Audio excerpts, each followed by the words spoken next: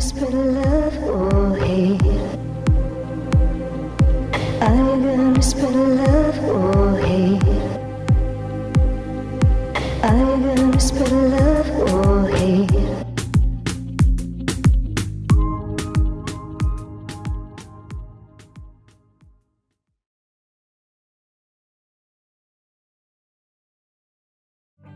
I love you, oh loves. Do you have thoughts? Do you wanna share them with me? I love you, oh loves. Oh, do you have thoughts? I'd like to share mine with you. Can we share like lovers do? Underneath the painted blue moon, oh loves, do you have thoughts? And do you want to share with me? Share with me too.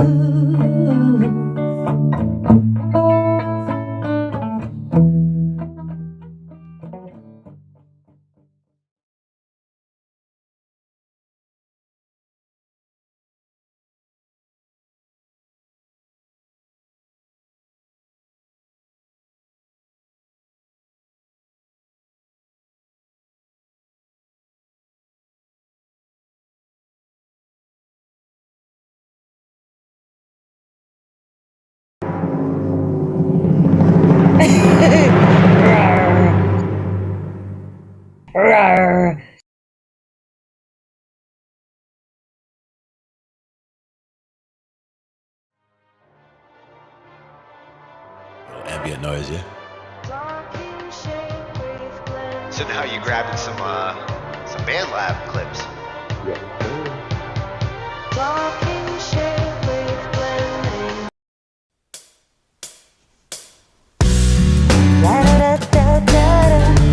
I'm a fool for you, you, you, you, you, you, you. La da da da da da. I'm a fool for you, you, you, you. Since I was a little girl, I only knew what was real to me, the stories untrue. It was ingrained every night and day. It's just stories, so I told my head. But when I met you, I just knew all those stories were about to come true. They were reading to me every night.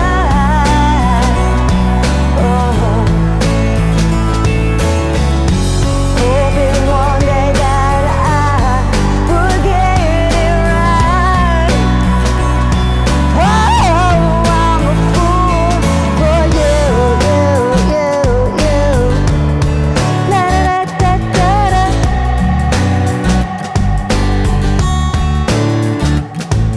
The stories they told me each and every night, they were only stories, fairy tales of crime. I'm just a fool in this afternoon delight. Every night in bed, it's just a story I told my head. 'Cause I'm just a fool for you. La da da da da da, you.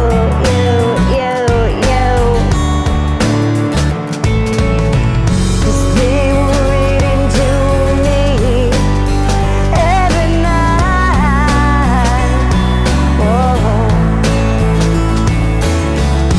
Hoping one day that I would get it right. But now I'm a fool for you. La da da da da. I'm a fool for you. La da da da da.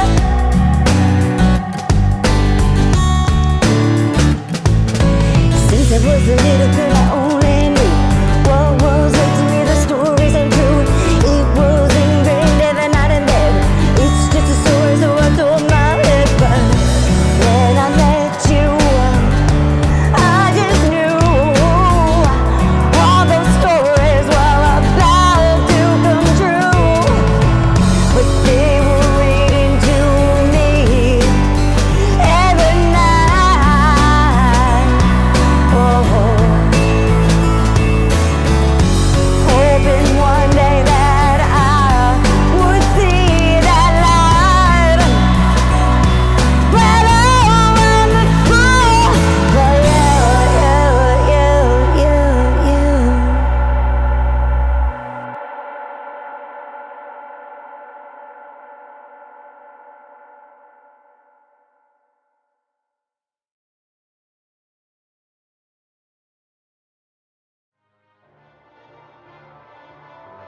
ambient noise, yeah. So now you're grabbing some band lab clips.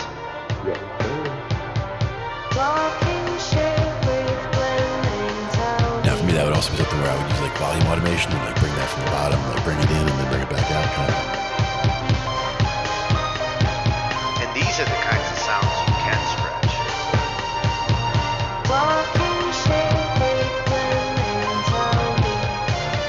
With this AI, like stretching it actually can be cool.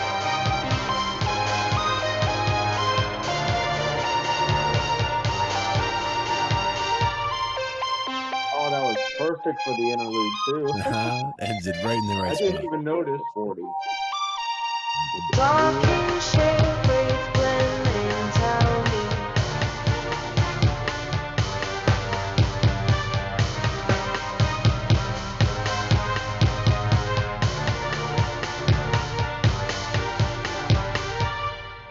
didn't even realize the texture faded out at the interlude until it happened. I'm like, wait a minute.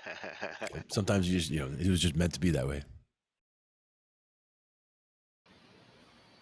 Oh, see what happens when Ange is pushing the buttons? How did that happen? Oh.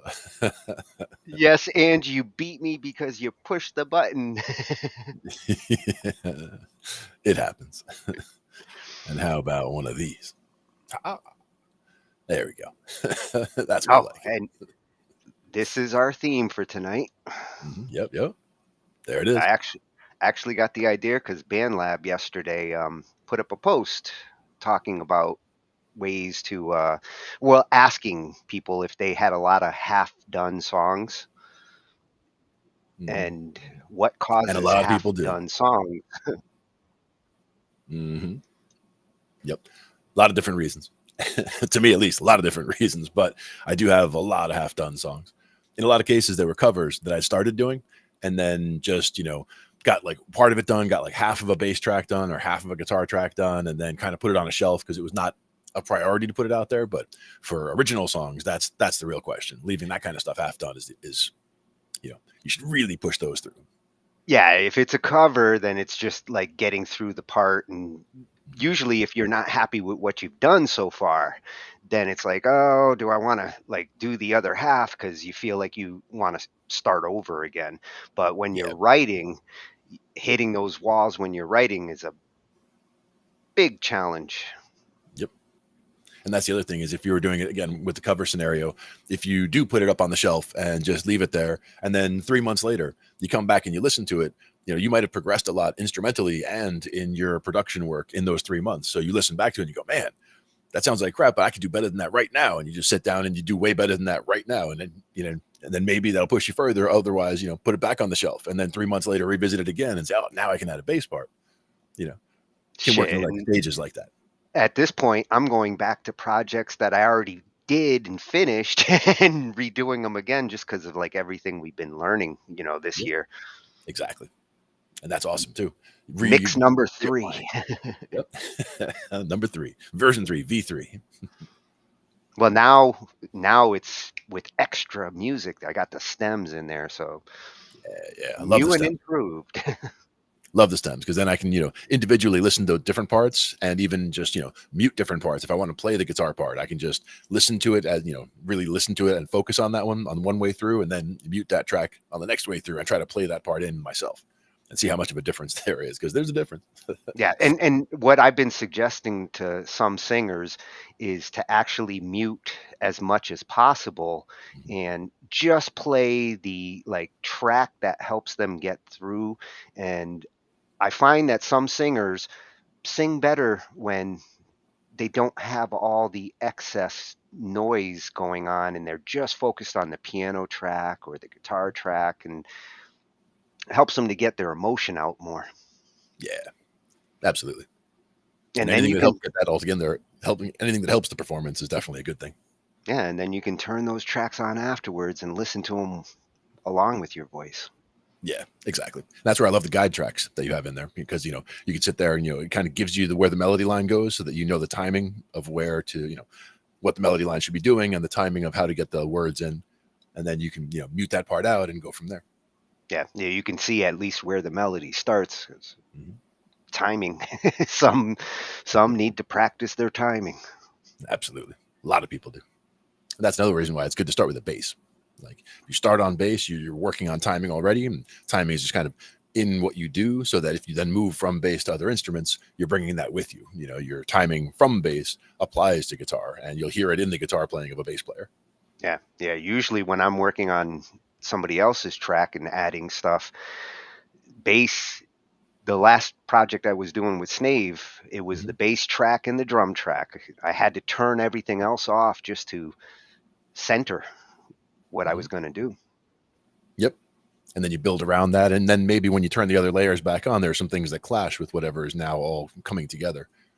You know, it's all about what things need to still be in there and which things are, extras that, need to be re-examined, let's say. Yeah. And I did run through some of the things that we're going to be talking about tonight Mhm. as I was trying to come up with the keyboard parts.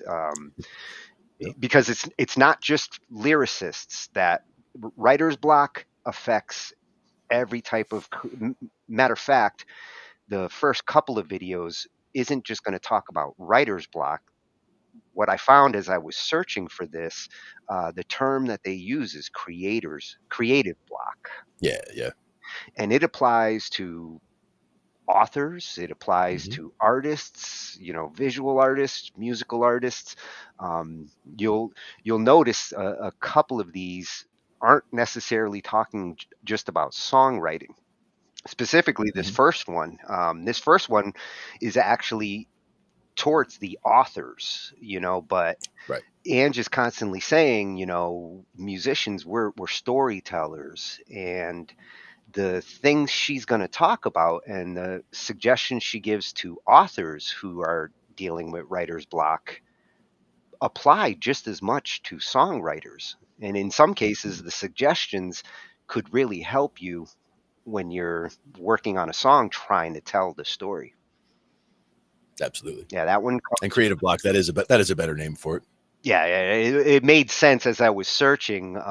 It helped me to narrow in a little bit more on the different things I was looking for because I was trying to see it from different perspectives. The lyricist and singers have different obstacles than the instrumentalists. And Reedsy, she's an author, and starting with her, she talks about like the three types. She really goes into like what is writer's block and the Mhm. types of writer's block you might have. Nice. And this was another one that I thought was good to start with because it comes from the personal level. Annie Dang talks about like how she took a break from songwriting and like almost went a year where she got stuck in a block, and she goes into like how she approached it. And one thing you'll notice with a lot of these when I was searching, um, there's a lot of videos out there about how to overcome it, but it was tough to find some that talk about how to prevent it, how to avoid it. Mhm. Makes sense. And this was a new channel that I came across that I really like because it's all about creators and create better.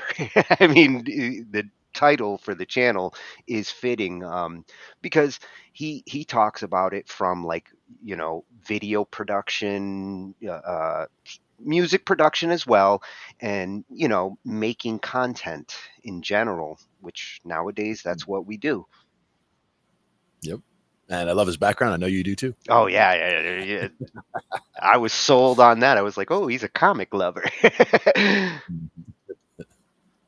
Oh, and Nicola, this one has three great techniques on how to avoid, and that's as I was going through it, that's what I really wanted to find some tips on. So she hits the hammer on the head with things to do to avoid getting into that stuck situation. You're going to hear a lot of talk about like motivation, and striving for perfection, these kinds of things that tend to cause the writer's block. Hmm. And then Music by Maddie, one that we came across, I think, a few months ago with one of our other topics. And he's looking at it more from exercising, which Hmm. is same as avoiding like your creative muscle. If you do some of these things he suggests, that's another way of avoiding getting those obstacles. Oh, Nice. and Sensei. The sensei. I told you I would get him in anytime he fit the topic, and that's what I love about his channel. Because like we went there for the guitar, but we stayed Yep. because I mean he covers songwriting and music theory and everything else on top of it. He's just a well-rounded channel with information for all types of musicians, and Excellent stuff. he's gonna show how to conquer it. Mhm. Yep. Nice. Oh, and even the big guys will have writer's block, and crafty music tips. Another cool channel that like loving the library over there. He's going to talk about how like John Lennon kind of dealt with it with one of his songs, where the way that he got around it, very creative approach. Hmm. And it goes to show you, like, even the music legends deal with it. This is something every creative person out there will deal with in Yeah, in making things. most definitely. Yep. And then Curtis King TV, loving this channel too. He's one who's built up a nice community. He's got a lot of good information, and you join this community, you will have musical friends.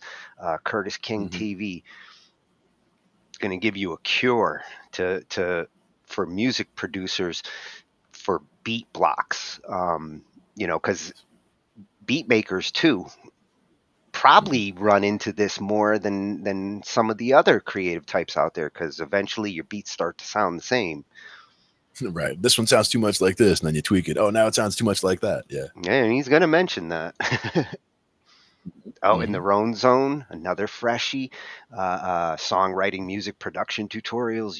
I love those channels. Oh and yeah. and for this one, it's for the lyricists. Hmm. The one that's probably the most common when it comes to like getting the words out, the words you want to say, the words that fit with the music. He's gonna cover on how to write lyrics, and this is a whole segment that he has. But this one starts part one with writer's block. Right. Right. On point for tonight. Yeah. And to go from the lyricism with rap songs, and again, one that's probably very common on the lab. You got a lot of freestylers and rappers who, I don't, whether they get into a writer's block or they get into a comfort zone where they don't change their style, they just Hmm. continuously keep doing the same thing, and that is a form of writer's block. Right. And this is Falling into a rut or yeah, yeah, repetition. this is a channel that we have gone to before, because it's called How to Rap. And we have gone here. Hmm. And to finish it off, I almost picked a couple of videos from Joy here, because one of the things they're going to talk about is like the lack of an idea. uh, that's one big cause for sometimes why you hit the wall on what you're trying to do. And I ended up going with this one versus the other video. She actually made the second video after this one, because one of her last suggestions was write about yourself. And that's just one of the suggestions she's going to give in this one. But For here, she's going to give you 50 song ideas that you could write about. Like if you're not feeling an idea and you're wondering like what can I write about, she's going to blast out 50 good suggestions. And Nice. I Pick one out of the hat and then start from there. Yeah. well, and she started with love and sex, which fits like so many songs. Yeah. For songwriting, absolutely. It's right in there. Yeah, so she got my attention. Nice. Very cool. So to get started, we're going to look at what types of writer's block there are. And there's probably more than 3, especially when you're talking different types of artists.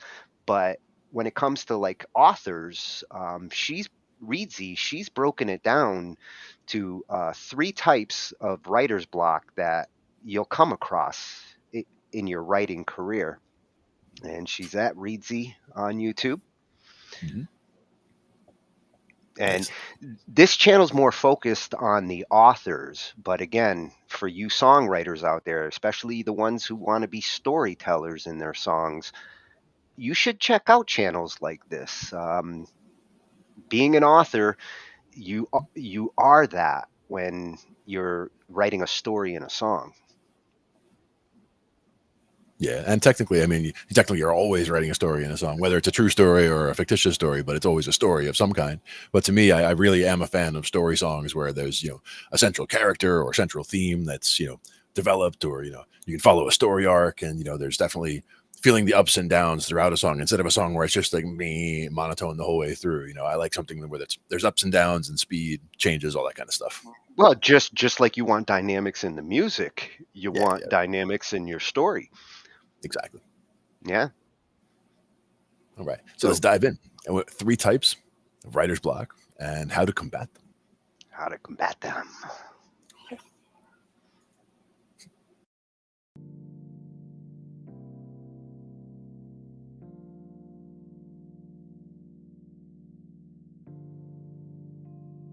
Hey everyone, I'm Shaylin here with Reedsy. Today we're going to be talking about writer's block. So we did do a video on writer's block a really long time ago. It was actually the first video that I ever made on this channel. But today, instead of just talking about what writer's block is and how to combat it, we're going to be talking about the specific types of writer's block and how to combat the different types of writer's block. There are different types of writer's block. You will probably relate to all of these. I know I do.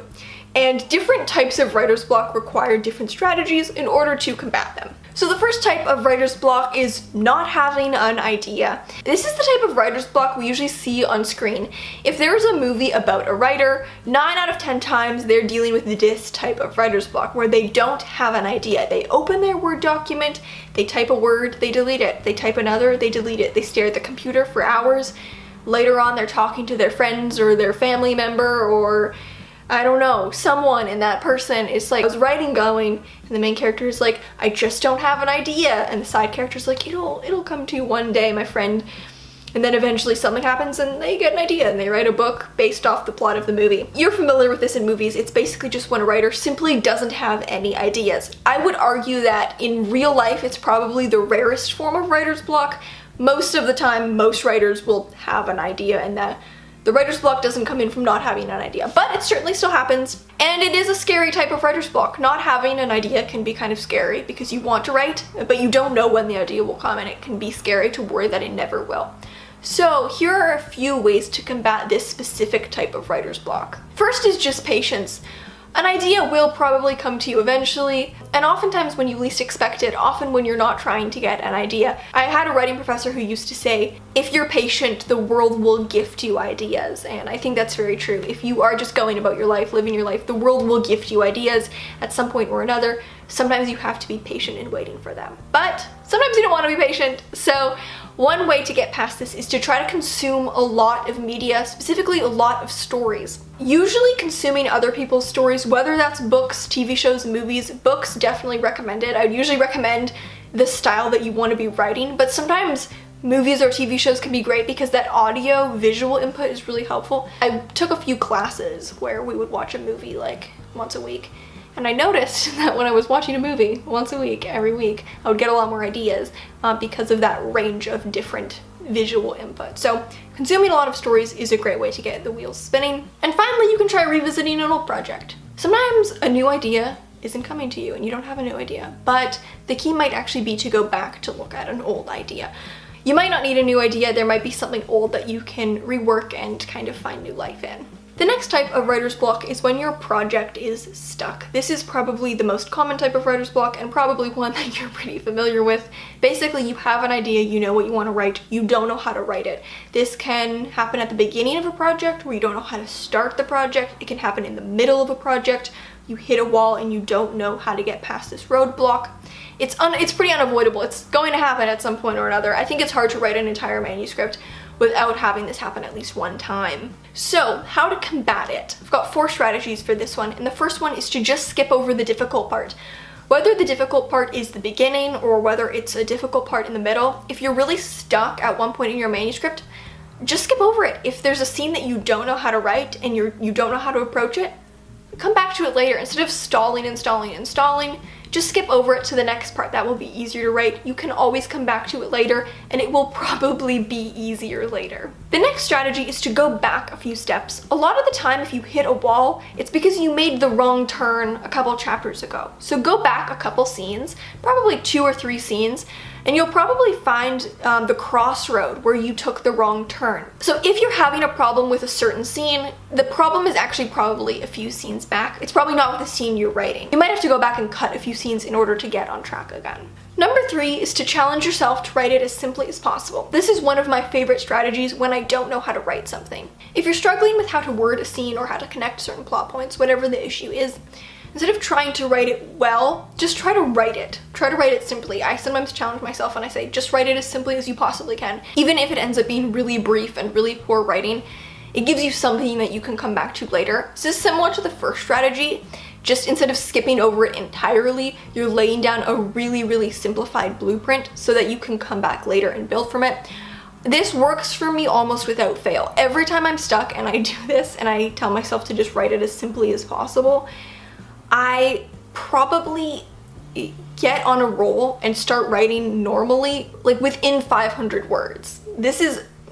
It's kind of magic. And the final tip is to just write something else. Sometimes you're stuck with a project, but it doesn't mean you have to be stuck with writing entirely. So try writing something else that can help you gain some momentum, maybe the momentum you need to tackle this writer's block in your other project. And the final type of writer's block is not having any motivation. This is also one I think everyone will face at a certain point. This is when you know what to write, you have the idea, you could write it, but you just don't have the motivation to approach it. So the first way to combat this is to find the root of the problem. This is really important. You kind of have to find the reason why you're demotivated in order to help yourself move past it. If you're dealing with something like creative burnout, or even if it's an unrelated personal problem that's making it hard to write, that's the thing that you're going to have to tackle in order to find the motivation to keep writing. If the problem is something like perfectionism or pressure or a fear of it being bad or a fear of being judged, exercises like free writing can be really useful. And finally, try to write at a regular but low output. So create a schedule where you have a very low goal, but it's regular and consistent. If you try to get out of a writing slump by challenging yourself to write at a really high output, you probably won't have the motivation to even try. But if you set your word count goal really, really low, say you set a schedule of writing every other day and writing 50 words. This is so manageable that it doesn't take a lot of energy to just get up and do it. You can write 50 words, that's like 2 sentences. It doesn't take a lot of effort, but the goal is just to get you on a regular writing habit. Usually, if you're able to write 50 words, you'll probably be able to write 500 words. It's more just about getting yourself to open the draft and actually look at it on any given day. That's what you're trying to motivate yourself to do, rather than trying to motivate yourself to, create at a really, really high output. So try to create a regular, consistent schedule with a really, really low goal, so it's really easy to reach and it's really easy to maintain. Maintaining that regularity can help you get back into writing and help you get over this period of low motivation. So that is how to deal with the different types of writer's block. Which type of writer's block do you deal with the most often? For me, it's definitely the project getting stuck. And what do you find most helpful when dealing with the writer's block that you face? Thank you so much for watching. Remember to subscribe and turn on notifications so you don't miss any new videos from us. We've got new writing, editing, and publishing tips every Tuesday and Friday. Until next time. Bye.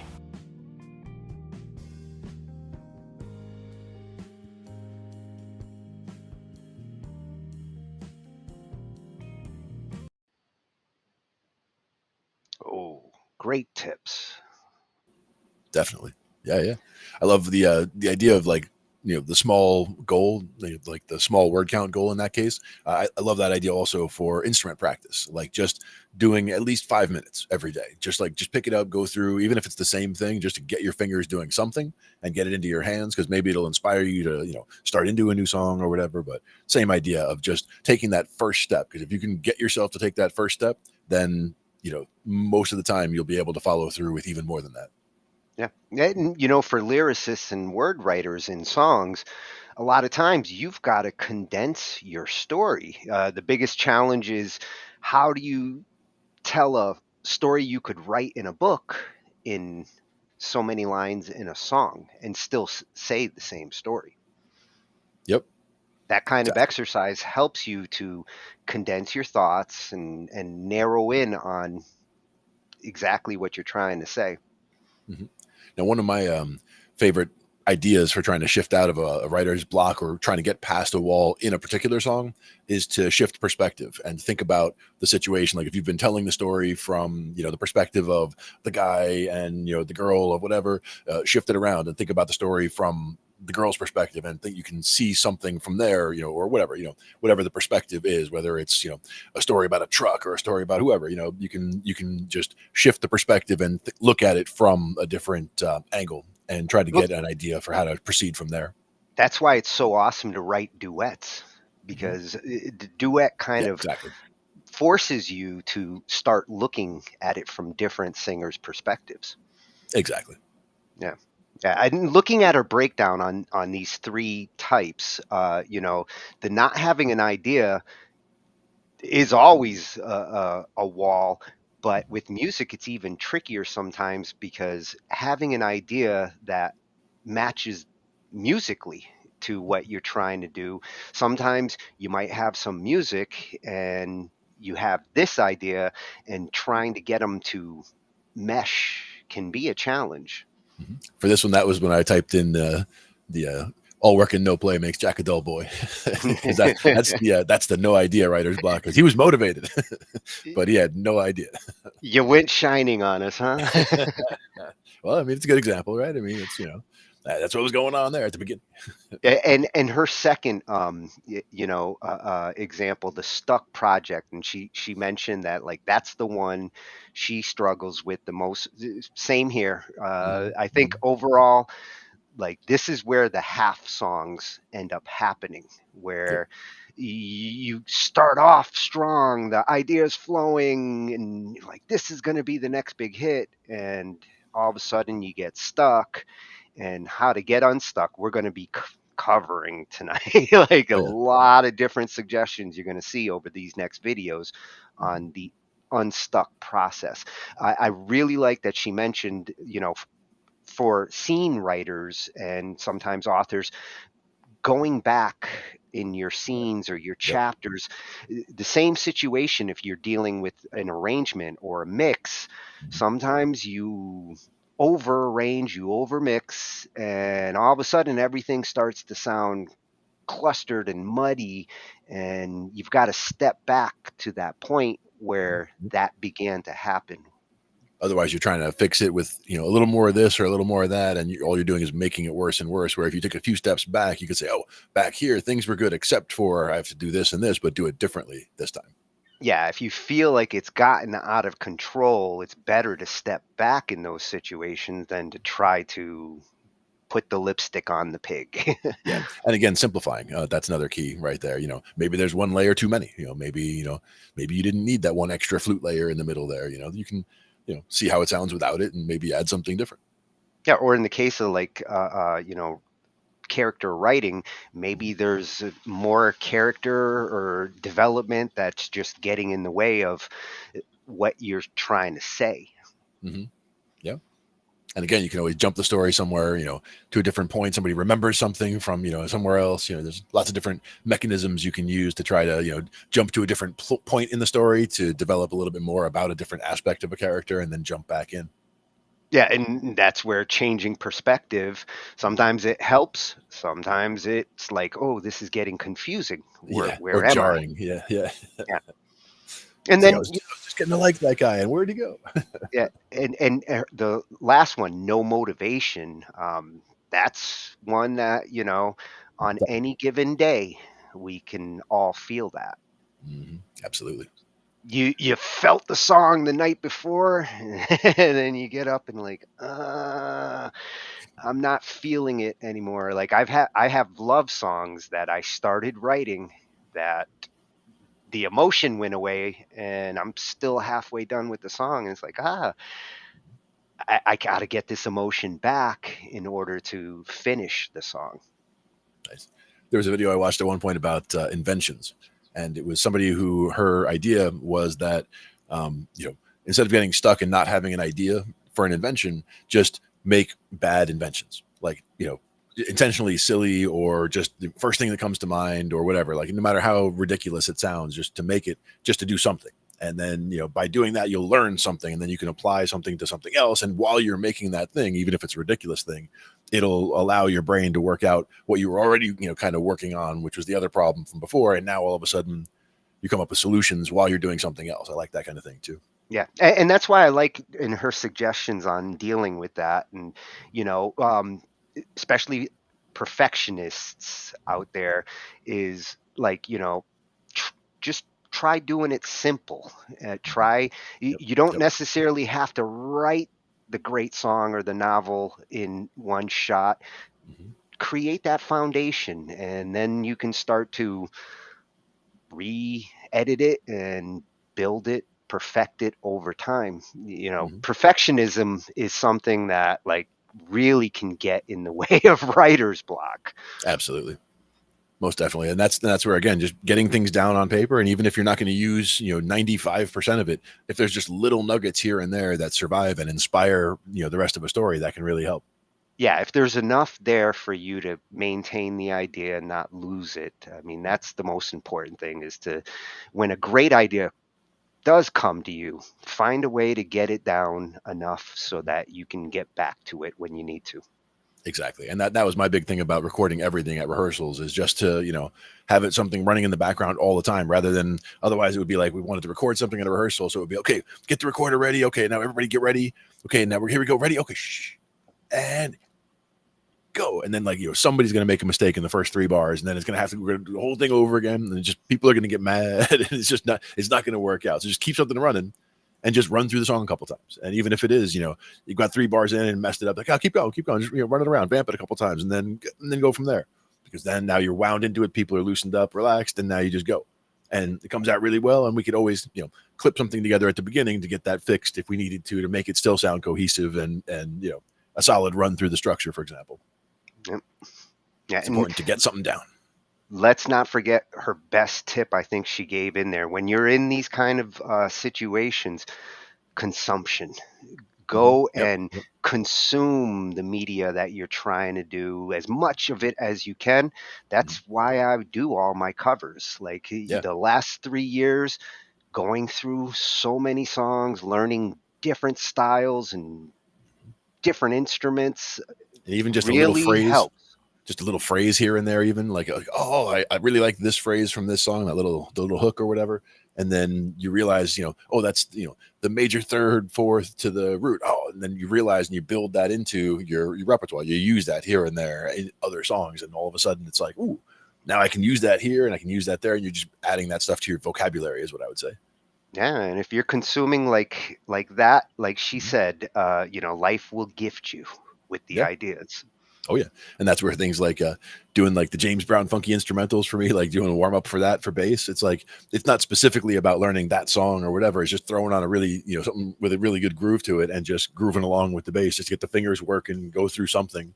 And then, from there, I just kind of sprout off and do other things like, okay, but that got me started. It was like, priming the pump, getting you ready to go and getting things wound up and started. So that was at Reedsy. Yep. Whether you're a novelist or a songwriter, this is a channel that will help you to smooth out your story making. Mhm. Very cool. Yeah, really glad I got to explore other types of channels and approaches to this, because I didn't want to just focus on songwriting. Creative block, which is what we're going to get into next, is something that happens to all types of artists. Definitely. And something that And they all wish to avoid. yeah, this one is Annie Dang, and she's got her music on this channel. She's got tips on writing, art. I mean, she's a creative beast, and she's at Annie Dang over on YouTube. And this one's a little more like personal. It's her journey into creative block, and how she recognized it, dealt with it, and overcame it. Very cool. And if you have a creative block, this is for you. This is for you. Here we go.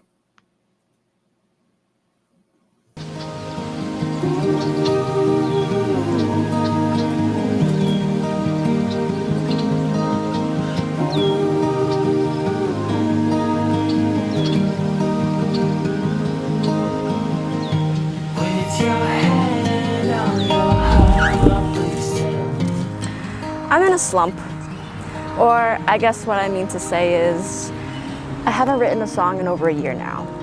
Songwriting used to be like play to me, like it was what I gravitated towards during my highest and my lowest. And for a while, I really gravitated towards that identity, but then all of a sudden it just sort of stopped. I don't really know what happened specifically. Like I guess life just happened and now here I am. Writing nowadays feels like going on a run when you're out of shape. Of course, all I gotta do is get back into it and it'll get easier, but the resistance is tough. Alright, so they say the hardest part in any process is getting started, so what I'm gonna try to do today is sit down and try to write something. I have the handy dandiest of instruments to use and choose from, so I'm just gonna pick one and get started, I guess. I'm gonna get a voice memo running and see what I can come up with.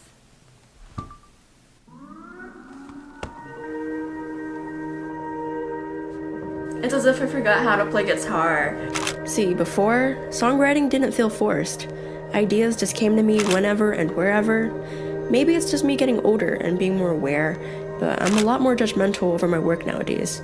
It didn't feel like I had anything or anyone to compare to then, but being around more creative songwriters and artists really make you question your own skills and abilities sometimes. Why can't I write anything? I don't know if you guys can see this, but I wrote down the date and the sentence, why can't I write anything? I actually can't come up with anything right now, even though I have so much on my mind. Like, I don't know what's up. There goes that page.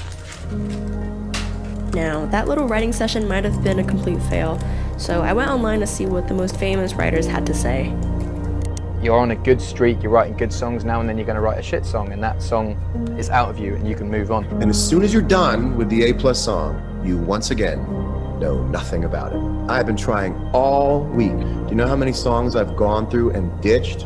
Maybe 8. You don't have writer's block and it's just flows and you're really inspired, but lots of time it's like work. Other days I'm like, oh my god, this is so bad. I don't know why anyone is listening to this. I can't do this. And I think that's just part of like being an artist and making art that's like really personal and vulnerable. I think that's just part of it.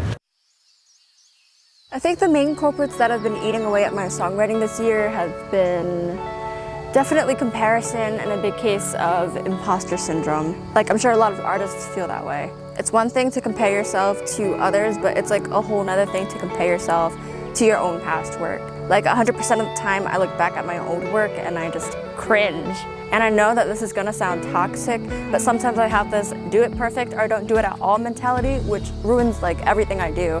And 9 out of 10 times, I think the things that I write suck, so I end up not finishing anything that I do at all. And I know that with every creative process, it's all about just accepting where you are with your journey and with your skills and doing what you can with what you have, and also accepting that this feeling is never gonna go away. And it's all about just how we perceive it and also what we decide to do with it. When I'm creating alone for a while, I sometimes forget that even the people around me feel this way too. So I decided to take a trip to my good friend, Megan. I think it's just like placement, like because mine is on my collar and yours is down there. Right. Maybe like this. Yeah. There we go. Yes. Yes. Yes. Don't forget to drink when you cheers because that's bad luck. Really? If you don't drink after you cheers. Okay. Cheers. Yum. Okay, so this is my friend Megan. We've met through music, and you're a fellow songwriter as well, right? How long have you been writing? I want to say I've been writing for over like 10 years, 12 years. Wow. So within those 10 to 12 years, have you encountered like any sort of trouble when it comes to writing? Yes. Or has it always been easy for you? There's always like a time when you run into the struggles of like you can't figure out what to write.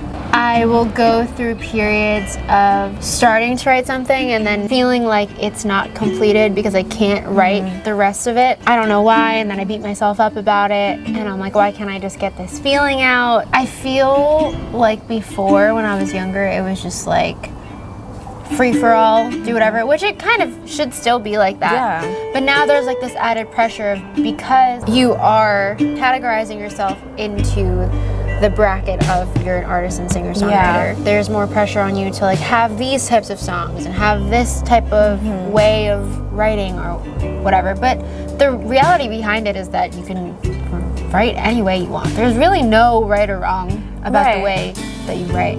What advice would you have for an artist out there that's having some writer's block right now? Take a break.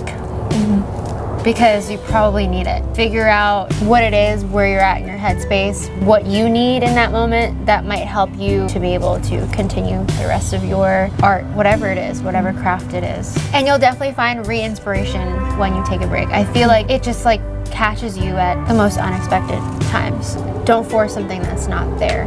Don't force something that's not there. The words are gonna leave the frame because that's too long. Is this like the right direction to point it in? Yes, it is. Well, thank you for having this conversation with me. Of course! I love talking to you about literally everything. You're the best. I love you. I love you.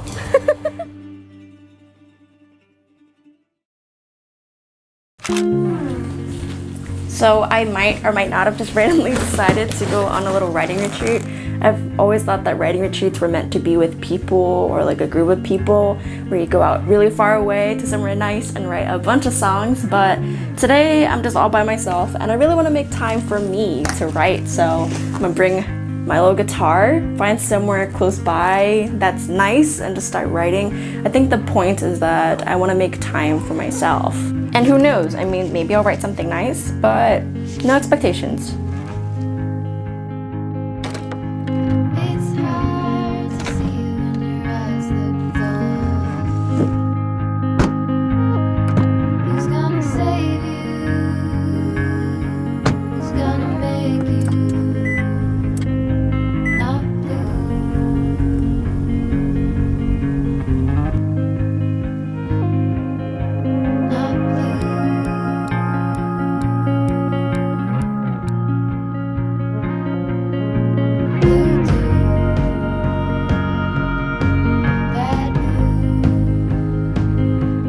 As I'm sitting there by the river, I've realized what a mind game this all is. What you tell yourself is what you end up believing, and what you believe is what you allow yourself to do. It's like that one quote from Gandhi: "If I believe I cannot do something, it makes me incapable of doing it." So for that brief moment out there when I let it all go, that negative self-talk, that comparison, it didn't matter how long I was away from writing or how I felt about it before. I just believed that I could, and so I did. So after watching this and you were able to take one thing, take away your limitations.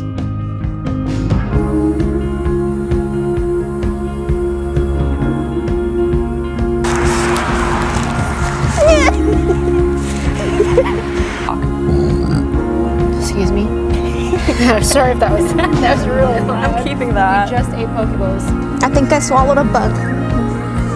I swallowed a bug. Now resolves.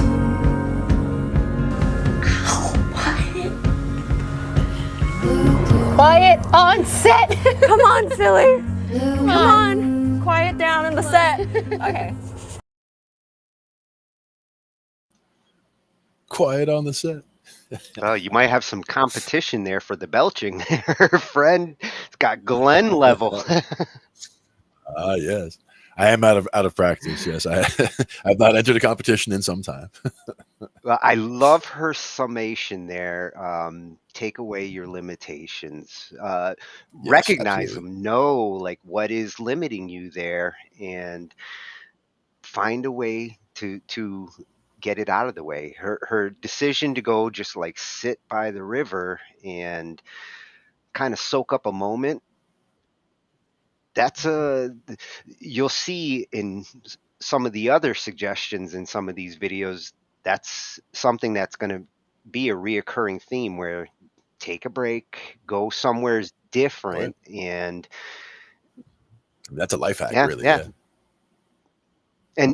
And that's something that I mean, just when she says it, I'm thinking about several places that I know of that I pass by all the time, and it's like, there's a good spot to go write a song. Like there's a good spot to go write a song, and like she said, there, just do, believe that you can go do it, and then just go do it, and that's the way that I works. wish I could just take my keyboard and go, sit outside. I got to get me one with batteries, and I did see one that was travel friendly, portable, foldable. I want to say it was a full 88 keyboard, but like imagine 88, take 40, and split it in half, right? So you got half and half, and then each half in half again. So you figure 22 keys, and then 22 keys, 22 keys, and each one folds in half like a V. So you have like a V, they fold together, and then these fold together, and then you can just kind of put them together and just go. So it's like a small cluster. Take a look for that. I'll find the video. It might be one of the ones that I have to still add to our queue over there for upcoming. But it was one of those for like a gear night when we do like a travel guitar, because that's one I've seen a couple of different videos for travel guitars that are small footprint, very compact. You can take them, pretty much anywhere. And now that was a foldable travel large keyboard that just folded down really small. And I've got plenty of nature to go out and use it in. Yeah, exactly. And I mean, the other thing is that even something like at one point with just the iPad and GarageBand, and this has gone back a decade or whatever, but just with that, I was able to bring up, the smart piano, for example. And with that, you can set up some chords, set up the chords in a key, for example, right across. And then just if you wanted to go out and sit there and songwrite, you can just by tapping on there, you could really do, a lot of stuff with very little input, just using, just an iPad and just being able to hit a couple of buttons with some timing, and you can make a really awesome it's song. good for phrasing, arrangement, things like that. And to get an idea down and, capture, like you were saying, capture the moment, capture a feeling in that moment, like where, you find a really beautiful spot in nature, you sit down, you kind of absorb it in, and then you just, start playing something, and it just, whatever comes out was inspired by that moment. Even if the song that you're making doesn't relate to the moment, it was inspired by the moment. Yeah. Isn't it funny that like as she was trying to get out of that rut, she started by like writing a song about why can't I write a song? And it's funny, she didn't realize she was actually starting to write a song about the struggle. Exactly. And a lot of times if I do sit down with somebody who is trying to write a song or just trying to, we're just going to do a jam and just start, a lot of times it's good to just have a structure. Like I like to have, if we're going to do a 3-chord thing or a 4-chord thing or a 2-chord thing, or even a 1-chord thing, like any of those are valid. But sometimes they'll start into a 3-chord thing. And instead of, just staying with that, they'll do that, 13 times and then just jump to somewhere random. And it's like, like, were we going to talk about that? That was just, Surprise. It's like, we can do that. But usually like, I would usually do like, 4 of these or 8 of those, but not 13, because that's kind of, right in the middle of a verse or whatever. But it is nice to to bring it to somewhere different and then see what it sounds like, because then once you hit that, it's like, oh wait, oh yeah, it feels like it. Somebody else might be like, oh, it feels like it should resolve here, and they jump to a different note. So everybody kind of can contribute in a way like that if you're sitting around in a jam. But that would be more of a thing at a rehearsal rather than like at a, you know, on stage in front of people, like doing random stuff that is not put together yet. Well, I really liked this video because it came from personal side and I related completely with it. Like, she recognized that she went from music being fun, and like she said, it was play for me. And then all of a sudden, one day, it's no longer play. You know, for those of you who might get into a professional career with music, when music becomes work, when you have to do it for your job, you may not feel the same way you did when you first picked up that instrument or you first made the music. And that can create that kind of writer's block where you start to have different expectations or time constraints. And she recognized that she was feeling different about music. And she did smart. Indeed. She went to a musical friend. That's one of the best ways to get out of these kinds of blocks, is go to other creative types out there and bounce off them. Sometimes that will get you right out of your rut. Absolutely.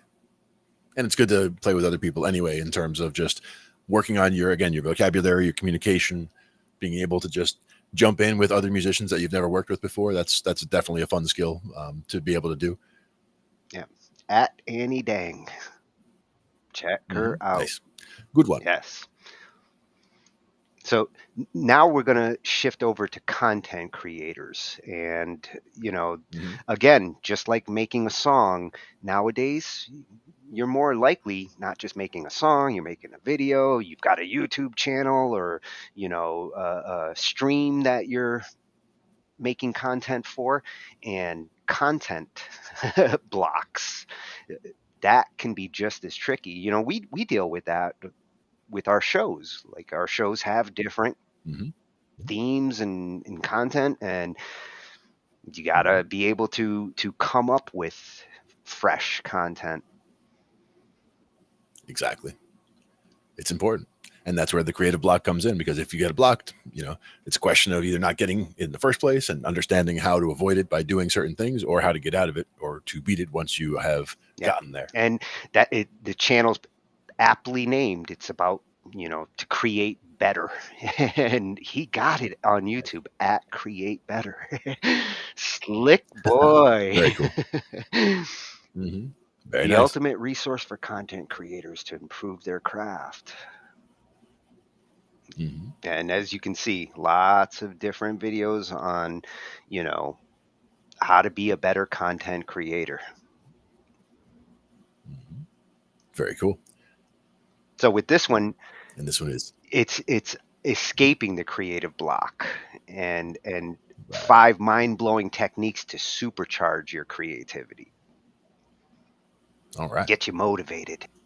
With you guys, welcome back to Create Better with Nowsy Nows, the ultimate resource for content creators to help you guys improve your craft and create better content faster. Today's video is about finding inspiration and how to come up with creative video ideas, whether that be for your YouTube channel, your blog, your TikTok, Twitter, Instagram, whatever platform that you're creating for. This video is all about finding inspiration and just creative ways about how you can make that happen for yourself. As you can see on my channel here, I have well over 300 videos that I have posted. Now, some people come up to me all the time, and the question that I often get asked is, how have you been able to do this for so long and you keep coming up with fresh ideas and content? Now, that is a very valid question, and to some people that may be really hard. So I'm going to give you guys 5 ways and 5 things that I do as well to help you brainstorm ideas and come up with just creative ways to make sure you just keep the wheel turning and you just never get burnt out. And a lot of these tips, I'm hoping that you guys use these to elevate your brainstorming process and just come up with all of these ideas, especially coming from somebody who's literally just filming and shooting every week, all week. Tip number 1 that I'm going to give you guys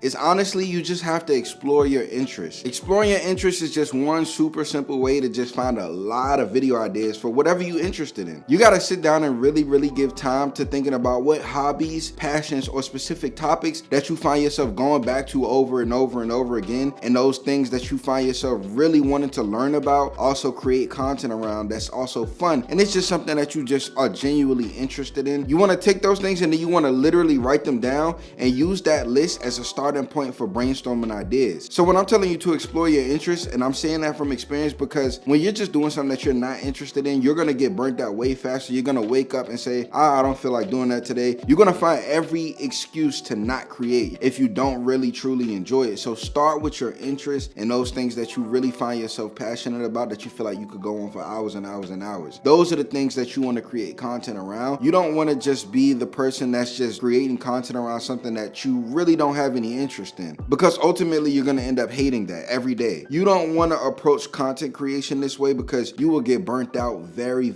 fast. And if this is something that you want to be doing as a full-time career, or this is something that you want to have longevity in, I would suggest you start with your interest as the very first thing, and then just start listing out those things that you feel very passionate about. Tip number 2 that I'm going to tell you guys to do is look for the trends. You want to make sure that you're staying up to date with all of the popular trends and the topics of conversation and whatever niche audience that you are creating for. Those things could either include current events, that can include viral challenges, that could also include emerging technologies, like if you're in the tech space. By tapping into what's popular, you're able to create content that resonates more with your audience and stay up to date with what's relevant within the culture of the content that you're creating. Oh, that was a tongue twister. But you definitely want to be adaptable and flexible to be able to move with the market and flow with the way things are going, because as we know, time moves forward. Like, new things are coming out every day. There's a new dance challenge every day on TikTok. There's a new app that's coming out every day. There's new cameras coming out every day. There's new features that Instagram or TikTok and new policies that YouTube and all of these platforms are incorporating into the system. So you want to be up to date and you want to be on top of all of these things and learning all of these things. That way you can find a way to implement them into your content, and it's just another thing to pull from that people may have questions about, that people may be interested in. Maybe they want to see you do that specific dance. Maybe they want to hear you break down this news story that's going on around the world. Maybe they want to hear you talk about this new technology that just came out. Maybe you have some insider detail that the average person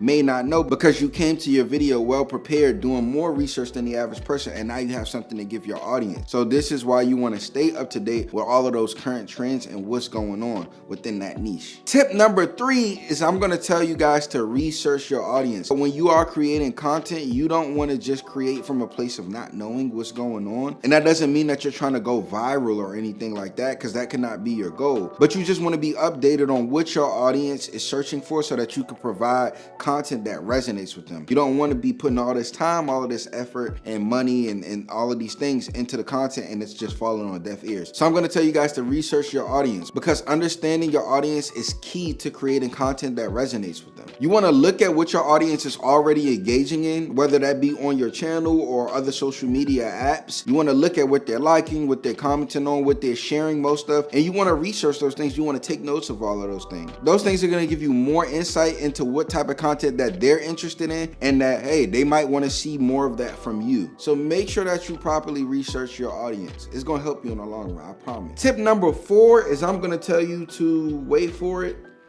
brainstorm. Once you go from step 1 to step 3, you're gonna have a really good starting point and a basis as to what to start brainstorming for and what kind of video ideas that you may want to start going into. Something that I do a lot personally, and what you may want to do, is you can either use like a mind map, which is basically just like a web that actually, I'll just put it up on the screen. This is a mind map. This is something that you could use on a day-to-day basis to organize your ideas for content that you feel resonates with your audience. Another thing that I use very often is List. I use my notes app all day, and this is just nothing but ideas. So I'm constantly just writing down different ideas all day, whether they just be a random thought or something I just found funny or interesting. I write it down. That's the cool thing about using these lists and making these maps and using these different strategies, is because the thought doesn't have to be fully fleshed out. You don't have to know exactly how you're gonna go about doing it. It's just best to get it out your head and write it down somewhere. So as you're brainstorming, and please don't forget this, because this is vital to this step, do not filter, do not judge your ideas in this stage page. Please, please, please don't judge anything. Just let the ideas flow. I can't tell you how many ideas I've had that honestly, they're so bad and I just write them down anyways. Because you may feel like it's bad today, but then tomorrow it may not feel that way. Maybe next week it won't feel that way. It's just an in the moment thing, and you just really never want to stunt your creativity, and you just really want to let your thoughts just flow. You want to let these ideas just flow. This is the essence of being a creative. It's just letting your mind do whatever it wants to do and just creating from a free and pure standpoint. So like I said, start utilizing these lists and using these maps to get your thoughts out of your brain so you could at least see them. And then you will go to a flushing out process from there. Tip number 5, and the final tip that I'm going to give you guys, is to experiment and iterate. So whether you have done your brain map already, or you already have a long list of different ideas and different topics, different interests, you've done your research and you've done all of these things, you want to start experimenting with how these things might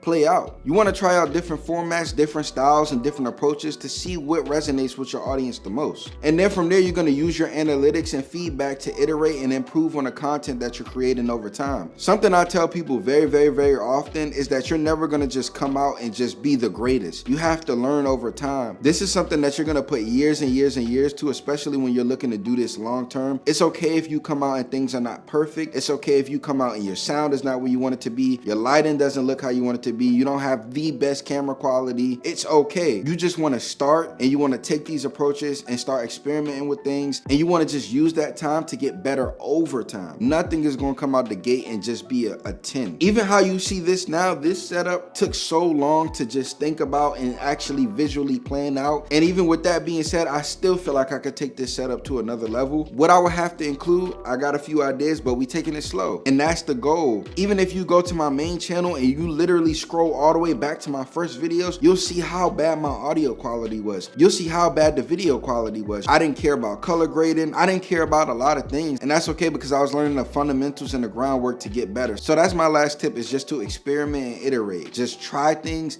and then use that feedback and improve over time. I hope that those 5 points prove valuable to you guys. I know they prove valuable to me, and these are things that I do literally every day, all throughout the week as I'm creating content, whether that be for this channel or my main channel. And I hope that these things help you find inspiration in coming up with video ideas and creating content that resonates with your audience. I love you guys. Thank you for stopping by. If you found anything valuable from this video, please make sure that you hit that like button. Make sure you guys subscribe, and make sure you guys hit that bell notification so that you can know next time I drop a video, man. Thank you guys for all the support that you're showing. Drop a comment. Let me know if I missed anything, if you got anything valuable out of this. Also, let me know if there's anything that you do differently than I do that may also help other creators. Drop that down below in the comments, because they might like your ideas also, and what you use to help brainstorm for your content. I'll see you guys next time, man, and I am out.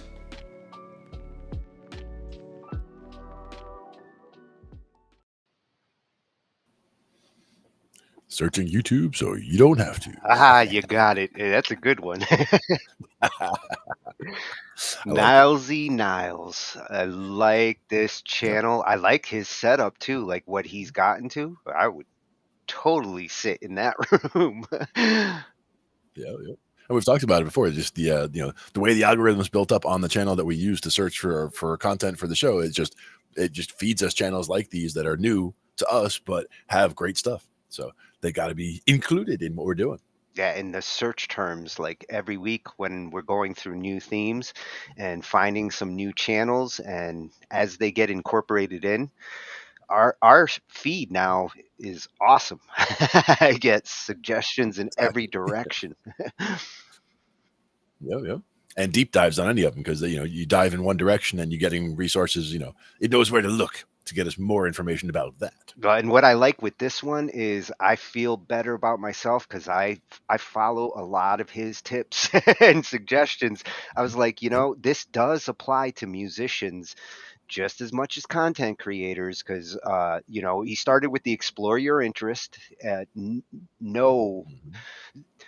It's not to say you shouldn't try like other styles of music and things like that, because we encourage that, but at the same time, don't force yourself to do something that you're not into. Like, if you do, you will hit writer's block, because it's not of your interest. So first, embrace your interest before you get to step 5.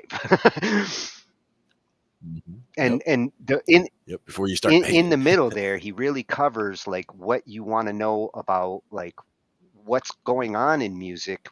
What is the current trending music? You know, if you're writing in a genre that's currently not getting played as much, recognize that and know what is trending, what people are listening to, and then research your audience that you have to find a way to fit your interests into what might be trending. I mean, it all kind of complements each other there. Yep. All fits And together. once you've got all that, his brainstorm is what you want to do. Like, you know, start to actually like lay out different strategies and gonna write these kind of songs. Hey, I'm gonna make an album that hopefully is fitting the trends out there. At this point, you're ready to.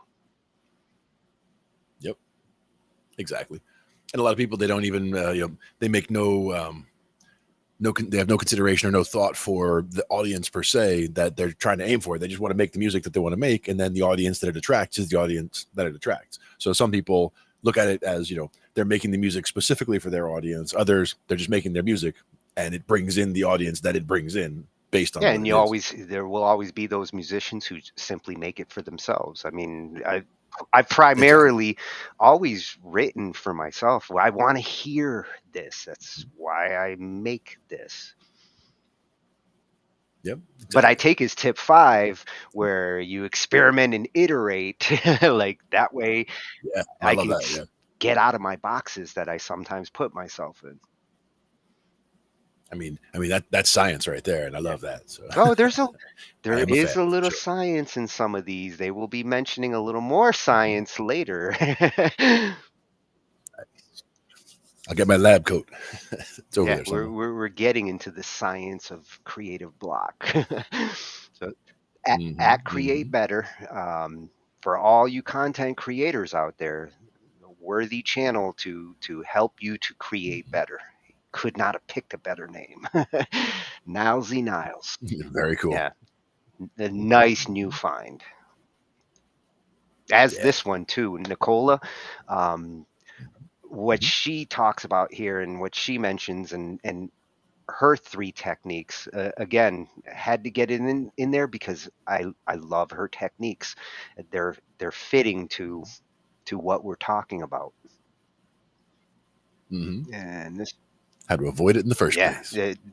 It was the one, as I was searching through all of these, I had to change my search term to find her because I wanted to look into preventive measures to try to avoid this kind of situation. And a lot of them didn't talk about that. They just talked about how to overcome it. So I think it's important to recognize what can cause it.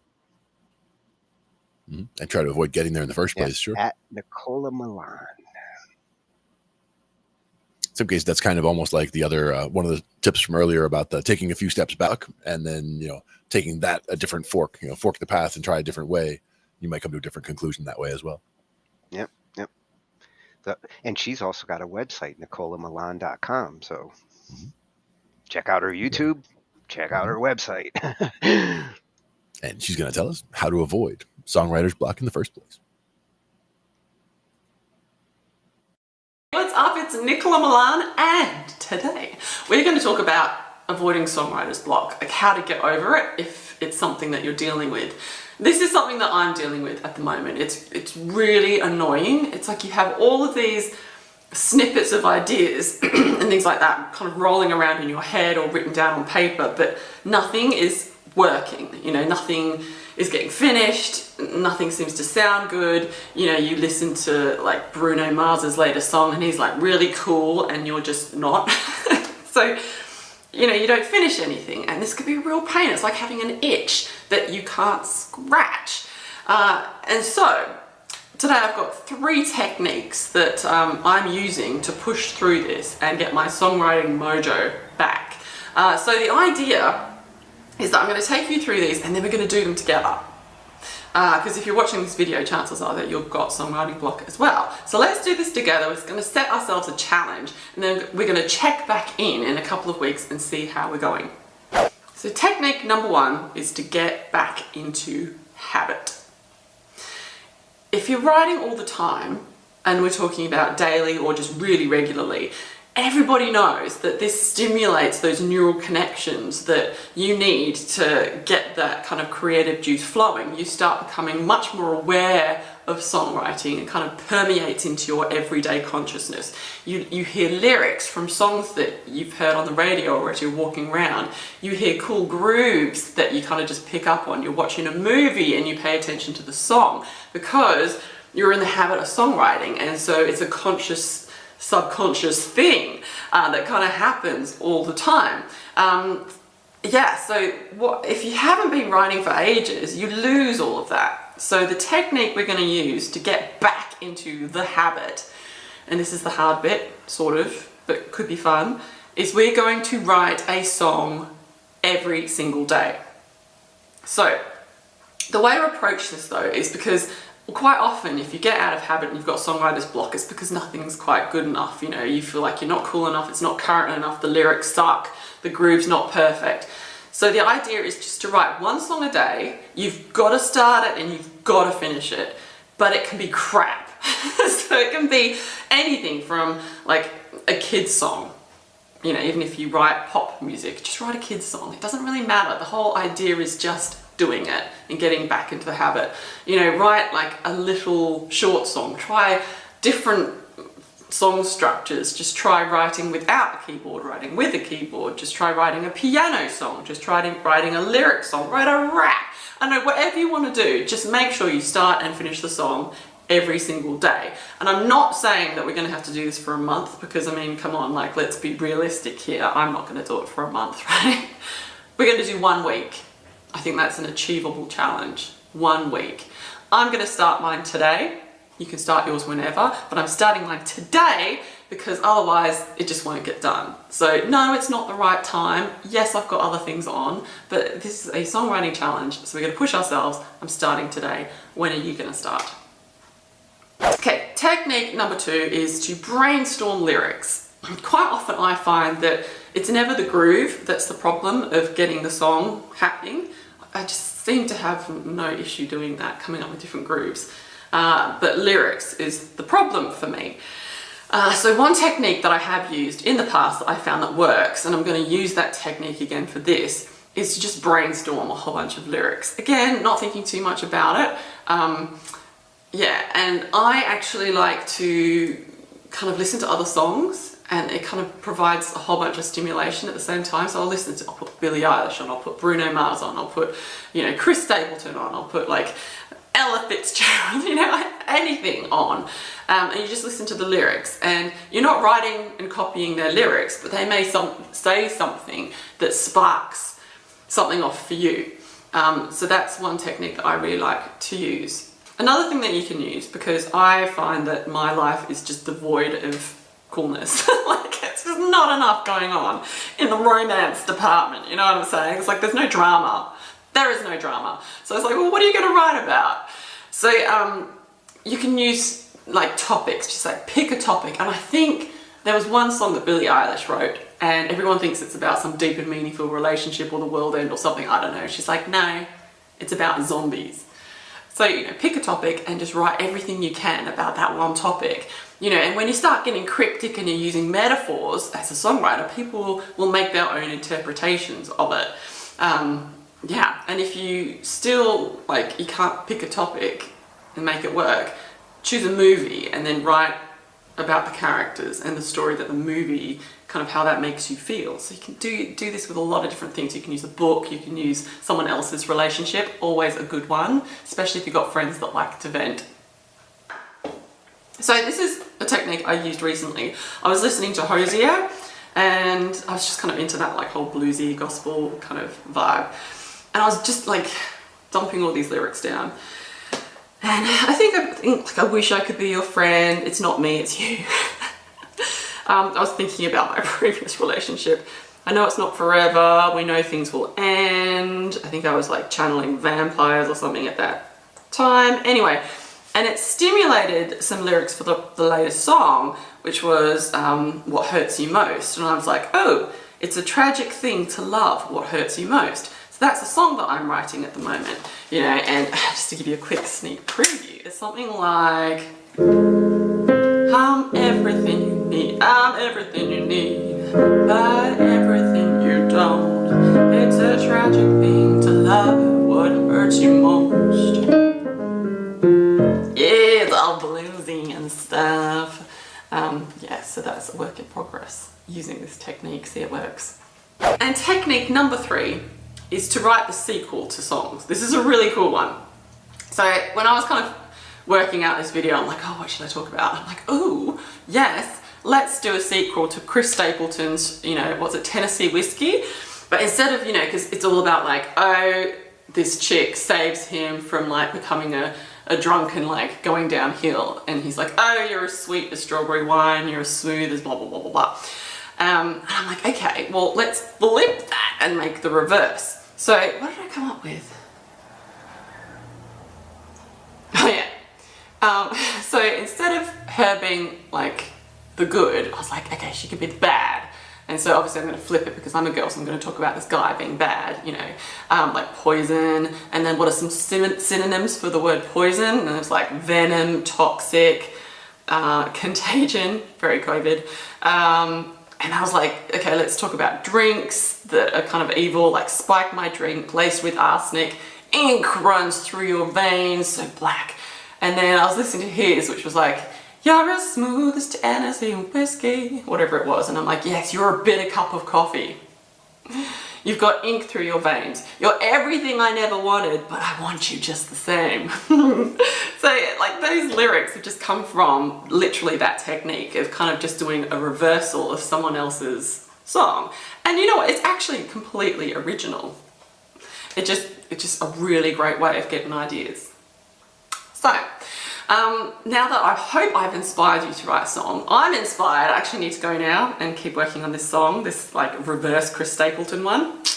The challenge is 1 song a week for 7 days. One song a day. 1 song a day for a week. That's going to be my challenge. I challenge you to work out what challenge you think you can handle. Write it in the comments below so you make yourself accountable, which is really important. You've got to hold yourself accountable so you actually do it. So I want you to hold me accountable. And we're going to check back in a couple of weeks, just so you know I've got time to edit the video. I'm not going to cheat and take 2 weeks to write this, I promise. I just, you know, I've got stuff on and I need to have time to edit. And then we will see how far we've all come. Sound good? Okay, excellent. Thank you for watching. Give this video a thumbs up if you liked it. Subscribe for more videos like this. If you want free vocal warm-ups, I will link them below. Otherwise, I will see you soon. You're everything I need, but everything you don't. It's a tragic thing to love what hurts you most.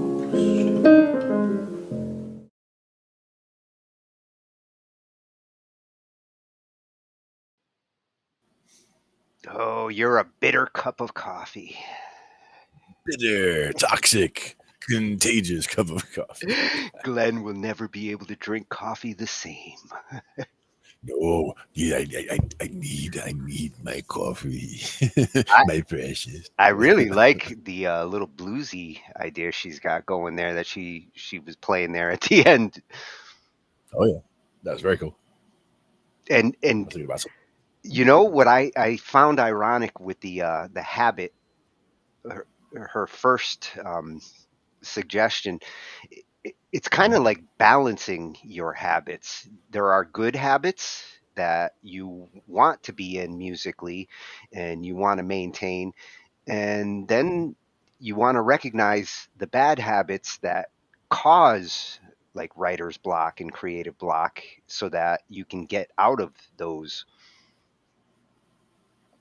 And that's where, to me, I guess I call it the Jack Black style of, you know, just writing a song, just making up a stupid story about what's happening in your day or what you see happening. You know, look out your window and, you know, oh, there's a dog over there. Oh, there's a dog over there. Whatever. You can just, you can just make anything into a song. It doesn't have to be, you know, it doesn't have to rhyme. It doesn't have to have a character or whatever. It can just be whatever you're feeling, and, you know, something that you can now put words to it if you even want words to it, because you don't Well, have to. You and just do an instrument. and what I was thinking with the habit thing is like I have a habit of going to like A minor and C major. I mean, Yeah. or you know, certain keys and then playing certain progressions, and that's one of the blocks that I've been dealing with for years now, where you know I played these keys and these progressions every possible way. I have to break out of those habits. What I want to see from you and what we're going to work on is doing a we're just going to look at the pentatonic scales and just, you know, 12 pentatonic scales. So like you were saying, A minor and C major. If we looked at the pentatonics from that, we're only looking at, you know, basically if we look at C major pentatonic, we're looking at C, D, E, G, A. You know? If you're doing A minor, same notes, but the other way. But once we look at all 12 of those, it's not that many to keep track of, right? And then once we have those 12, then every single song you hear ever is going to be one of those 12 is going to sound perfect. And at least two others are going to sound pretty good. Well, if I So take it's like, if I take your challenge and I take her challenge, that gives me 7 days, and you have 7 days. Take your challenge. and that would be a good way to like fulfill that challenge, which I'm gonna try. Nice. And that's again, because there's not that many. And once you do that, like for me, it's not that I sat there and like drilled all of these different ones, but it's more when we're listening to songs and I'm sitting behind the keyboard, sometimes at rehearsal, somebody will just go into another song that I don't recognize. I find the bass note first. So, you know, I'll be like, oh, where is it? Okay, we're in G. Okay, good. So I hear that, and then I hear, oh, we're going to go, oh, now we're in C. Okay, I got that, and then T. Okay, so we got, you know, the 1, the 4, and the 5. And I can figure out that with that, and that, and that, I can make that happen. You know, it's like within a few moments, we jump right into whatever the song is based on, you hear what's going on, you match into it, and just don't be afraid to hit something to find it. Because that was the one thing that used to always get me on keyboard, is if they started playing before I knew what key we were in, then I can't hear enough of what I'm doing, because I'm playing quietly because I don't know what I'm doing. So I'm trying to hit like a note and I can't hear what note it is. So I'm like, I have to play some bad notes in order to find what we're actually doing. To calibrate. So I just started just like turning up more and just playing like a little riff of something, a couple notes back and forth, and see, oh, does one of those sound wrong? Then okay, it's not that. Then we're gonna be, what about? We'll figure it out. You know, one of those in there is going to be working. You just got to figure out which one we need. Well, and if you're writing words, her brainstorming lyrics approach that she talked about, listening to other lyrics, and sometimes you will like come up with your own words in your head. You might even come up with your own melody. I do that all the time. Like I'll listen to a song and I'm writing a whole different version of the song in my head. Yeah. And again, for me, there's so much comes down to the pentatonics. Not that the final song has to be nothing but pentatonics, but they just flow so well, and so many melody lines really do start there and only start getting complicated in certain spots. But for the most part, they're just following these, you know, pentatonic lines because they sound so good. You know, they're just such bread and butter lines. And once you start getting comfortable, her suggestion to make sequel lyrics, I love that one.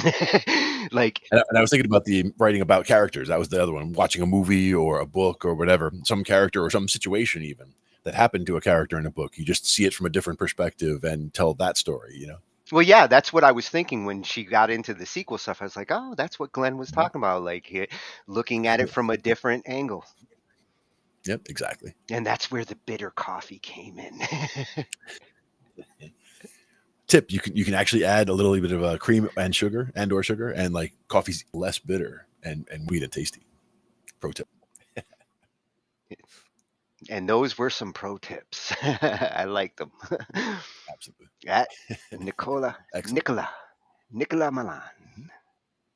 Mm-hmm. How to avoid songwriter's block. Very cool. Well, now we got to exercise the creative muscles. Exactly. Now that we're 'Cause it- going to be writing something every day, we got to know what kinds of exercises to do to get us ready to write every day. And this one, this is not a new channel for us. We have been here before. Music by Maddie. At music by Maddie on YouTube, but he also has his website, musicbymaddie.com, and another channel with lots of different stuff. Just happens to be on topic for tonight, but when we do our compression night later, probably going to be coming back. Yeah. Nice. Because we did reverb. We're going to come back for compression because what are the two things you need on everything? Yep. And he does production tutorials for the next gen of music makers, so he's next gen. Next gen. And these are songwriting exercises. Yeah, to unlock your creativity so you don't get stuck. Right. Was a budding songwriter with dreams of becoming a star. He had written dozens of songs and was eager to record his first album. One day he sat with his guitar, his pencil and paper, ready to write another masterpiece, but feeling quite the opposite. No matter how hard he tried, he couldn't get past writer's block. Has that ever happened to you? Have you ever struggled writing a song? I know I have. Writing a song is not the easiest thing to do, but here in this video, I'm gonna show you 5 songwriting exercises that you should know that's gonna help you move past writer's block, and it's also gonna help inspire you to write better songs. I'm even going to include my favorite exercise at the very end, so stay tuned for that. Let's do it. This first exercise comes from the world-renowned musician David Bowie, and it involves writing some song ideas and drawing them out of a hat. I call this one Song Ideas Out of a Hat. Here's how to do the exercise. Find a piece of paper, find a pencil, write down your lyric ideas on the piece of paper, tear them up into small pieces, and put them into a hat. About 20 will do just fine. The words can be as random as you want them to be. If you're struggling, just literally look around the room and pick out objects that you can see. Sky, backpack, computer, headphones. Why not? If you want to, you can also include emotions in this. That will make your song at the end a little bit more interesting.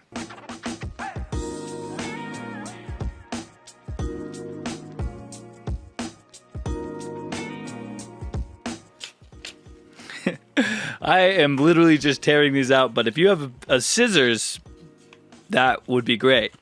Would recommend.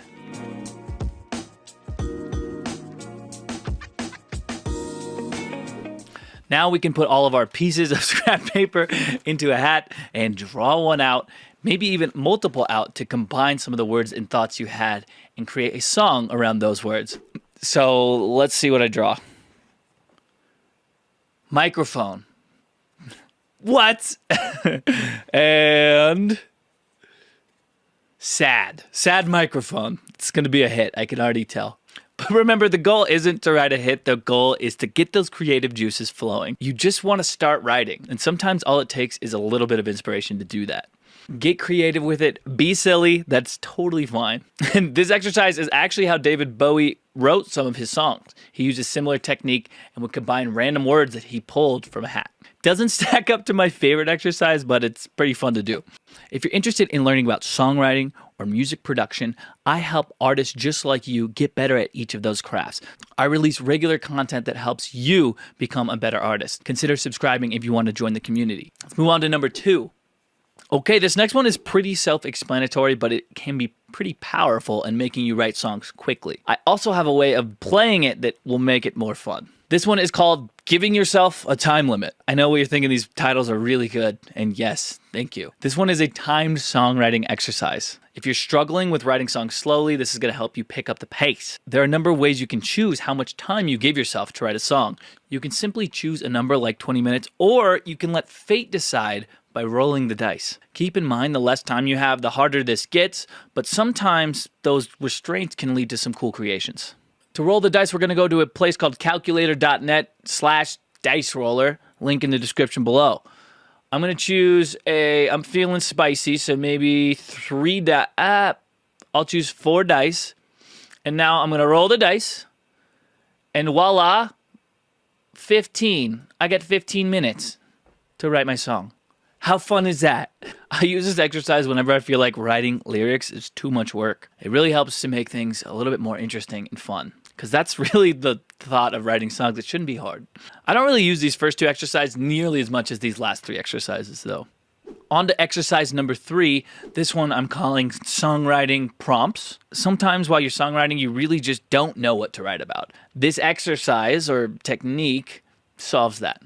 All you have to do for this exercise is find a songwriting prompt online that will help you determine what you should write your song about. If you're looking for a resource, I actually have one available for free on my website. I've created 101 songwriting prompts to help you get started with this very exercise. So let's go to that right now. What about a song about growing up too fast or slow? Or if you're not feeling that, maybe a love song for someone you've only seen from afar. Or maybe even an ode celebrating summer days spent outdoors. This is a list of 101 song prompts, so if you don't like one, you can just go to another one. Link in the description below. Once again, go check it out. Those first 3 were some fun songwriting games that I will use occasionally if I'm feeling a little bit bland with my songwriting. But these next 2 are actually songwriting techniques I use almost every day. This next exercise I'm going to call the theme brainstorm. This is the exercise I use most often, hands down. It's not my favorite, but it's the one I use most often. The way this exercise works is before I start writing any lyrics at all, I take some time to brainstorm relevant ideas to the beat that I'm listening to. Sometimes I'll put ideas, phrases, objects, adjectives, whatever I'm feeling at the time. I'm literally just brain spewing onto the paper. I will separate my lyric sheet into 2 parts. One is for ideas, one is for my actual lyrics. And once I have that, I will first, before writing anything over here, I will just keep brainstorming ideas and feelings and thoughts I have about listening to the music. After I've filled out this side, I will select some of the words that I like better than others and try to fit them in to my actual lyrics on this side. I'm not trying to use all of these words. I'm just trying to create a palette for myself so that I can actually paint a picture with the rest of the song lyrics. I found that this stream of consciousness flow has led me to some really great song lyrics. If I'm stuck using a particular word or phrase that I chose before, maybe I'll go back and I'll just choose a different one. I'll also use this in combination with some of my favorite tools online, which would be a thesaurus, thesaurus.com, and rhymezone.com, which is a rhyming dictionary. If that word or phrase I chose isn't working, I'll go to thesaurus and maybe find something similar that conveys a similar idea. If I'm still struggling trying to find a rhyme for a particular word, I'll type it into rhymezone.com and go from there. If you want a more in-depth tutorial on how specifically I use thesaurus and rhymezone.com, then let me know in the comments below. I'd be happy to help you out. This technique helps me stay focused and write songs fast. If you flip through my lyric book, every single one of the songs I write uses this same brainstorm technique. I also use it as a great place to take notes on what the client wants from a song. It's a win-win. All right, now on to my favorite songwriting exercise and one that I use fairly frequently. I'm calling this one character writing. One of the biggest blocks to writing a song is yourself. The reason that you're stuck in writer's block is because you're in your own head. Your ego gets in the way of putting pen to paper. If you wanted to, you could probably write some hot garbage in 30 seconds and have a full song. But deep down, you know that that's not good enough. You know you'd never show the world that song. This exercise is all about shattering those preconceived notions and those sometimes unrealistic goals that you set for yourself. And the way to do it is by writing a song as if you were somebody else. It sounds wild, but for me, it works. Sometimes this is all it takes for me to push past writer's block. When I picture myself writing as somebody else or for somebody else, or even in a genre I don't normally work in, all of those expectations I have for myself disappear. I'm much more likely to just put things down on paper and get songwriting when I know that it's not going to be released under my name. Sometimes I'll pretend that I'm writing the cringiest pop song imaginable and I'll try to make it extremely extra cringy. Sometimes I'll pretend I'm writing an old country song. Sometimes I'll sing in an accent. I'm trying to get out of my head with something that I have low expectations for so I can just get songwriting. Now, a lot of times these songs aren't the songs that I'm gonna release. But that's not the point. The point is to start songwriting. Oftentimes, once you get the ball rolling with songwriting, you feel like you're in a flow. Maybe write one song in an accent, and then afterwards, you'll feel inspired to continue writing songs for yourself. You're trying to get your songwriting gears in motion again. There's no guarantee that this song is ever going to be released by you or put on your album, so don't worry about it. Not only are you actually putting pen to paper and writing songs, but you're getting better at the craft. On top of all of this, it will absolutely improve your songwriting skills as well. And it's pretty fun to do. Give it a try. This really is my favorite exercise on the list. If you enjoyed this video, I have another video that I think you'll find really interesting. It's called How to Write a Song as If You Are a Complete Beginner. And even for advanced songwriters, there's some cool tips in there that are going to help you improve your songwriting. You can click on that up here and watch it. Always keep in mind, the more songs you can write, the better you're going to get at it. If you're stuck in your own head and stuck and stifled by perfectionism, then that's not really achieving what you want to. Songwriting is complicated, but it doesn't have to give you a headache. It can be a fun and creative process, I promise. Come check out these exercises whenever you're feeling uninspired, and I promise you can move past that writer's block. Peace out. Gotta move past the writer's block. Yeah. Great exercises too. That the last one, like thinking like you're writing as a pseudonym approach, does kind of give you that freedom to like write as anybody, write for somebody else. From the perspective of somebody else. Yeah, for sure. Yeah.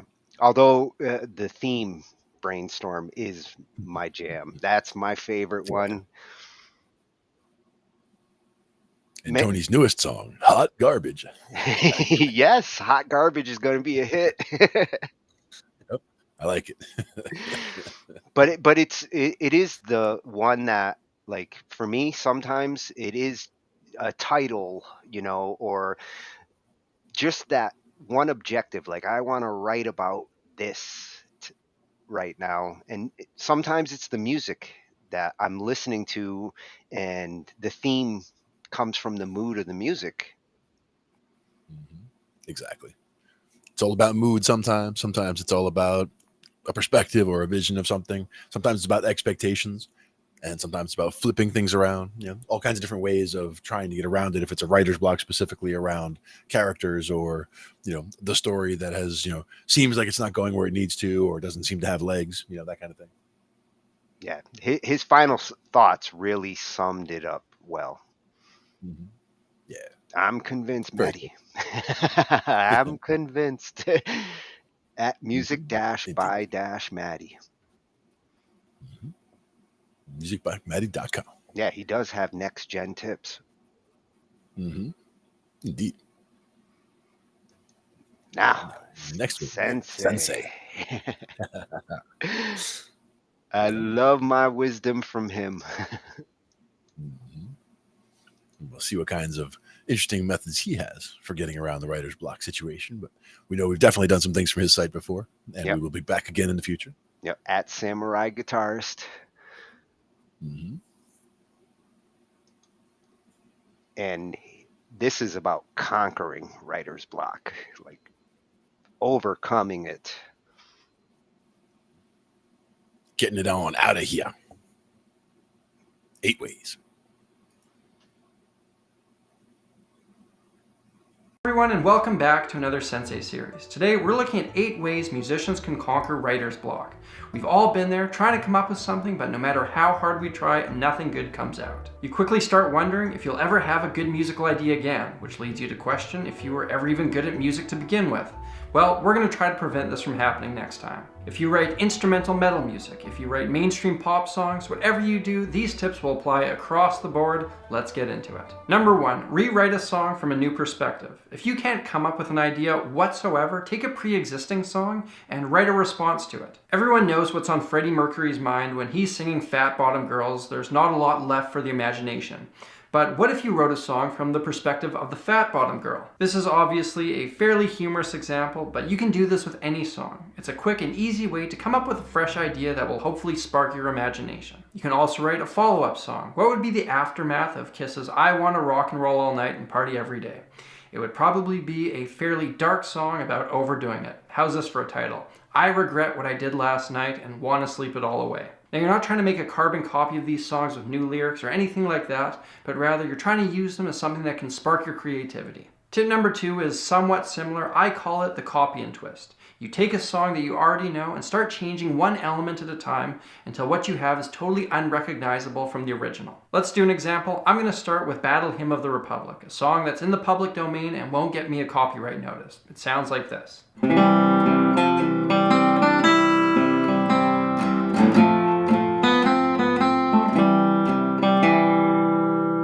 What if I took that, played the same chords, same rhythm, but tweaked the melody?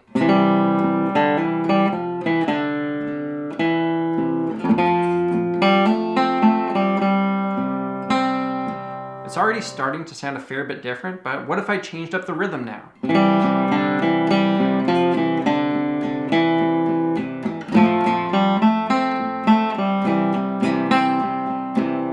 And finally, the chords.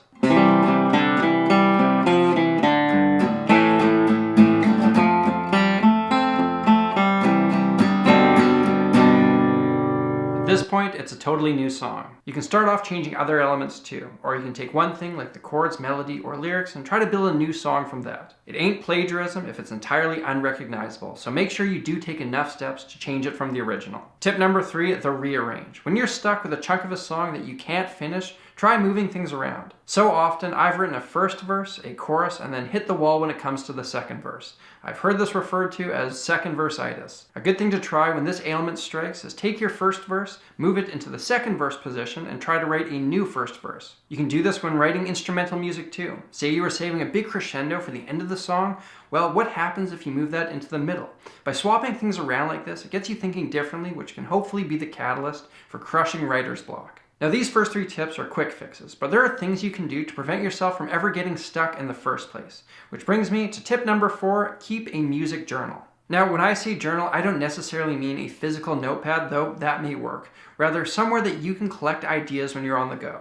You want to walk around the world with your radar ready to pick up any sort of inspiration. When I was focusing on songwriting, I trained myself to subconsciously look for possible song ideas. Whenever I would come across an interesting phrase or idea, something inside me would go off and I would jot it down in my phone. For example, years ago, I called up a friend and asked him if he wanted to go to a party, to which he replied, "Yeah, I would be up for getting down." What a great phrase, I thought to myself and took a note. When I would find time to sit down and work on my music, I'd scroll through my list of ideas and see what popped out at me. That phrase, "up for getting down," turned into a pop country song. If you want to hear it, I'll link to it in the description. But the reason for doing this is so you have a starting point when you sit down and write. It's incredibly hard to sit down with nothing and say, okay, time to come up with something incredible and actually make it happen. If you've got a stockpile of ideas you've essentially been working on day in, day out, one of them is going to stick. You just got to make sure you're replenishing the bank. If you do instrumental stuff, that's okay too. Keep audio memos and sing melodies and ideas into your phone, so when it's time to compose, you can go through them. Next up, number 5, practice writing. A big thing that I think songwriters and composers often neglect is actively improving their craft. The best songs I ever wrote came after I made an effort to become a better writer. I practiced writing like I practiced guitar, so that I was relying more on a system than trying to catch lightning in a jar. You can do exercises to improve your idea development. You can study your favorite songs with a microscope, you can take classes on songwriting, and you can read books on how to get better at it. On that note, I want to recommend Writing Better Lyrics by Pat Pattison. For a long time, this was my Bible. It's a book that doesn't necessarily teach you what to write, but rather how you can do what you do better. It's not overly expensive, I'll link to it in the description. But by working on this stuff, it'll make it so that writer's block is a rarity. You'll get a better instinct for what idea has substance, so you won't end up chasing something that leads nowhere. You do want to make sure you spend time just writing purely from the heart, but by doing the homework, it'll make that time significantly more productive. Next up, number 6, collaborate. It's the old saying, 2 heads are better than 1. I find that editing ideas and developing them comes a lot more naturally to me than coming up with them.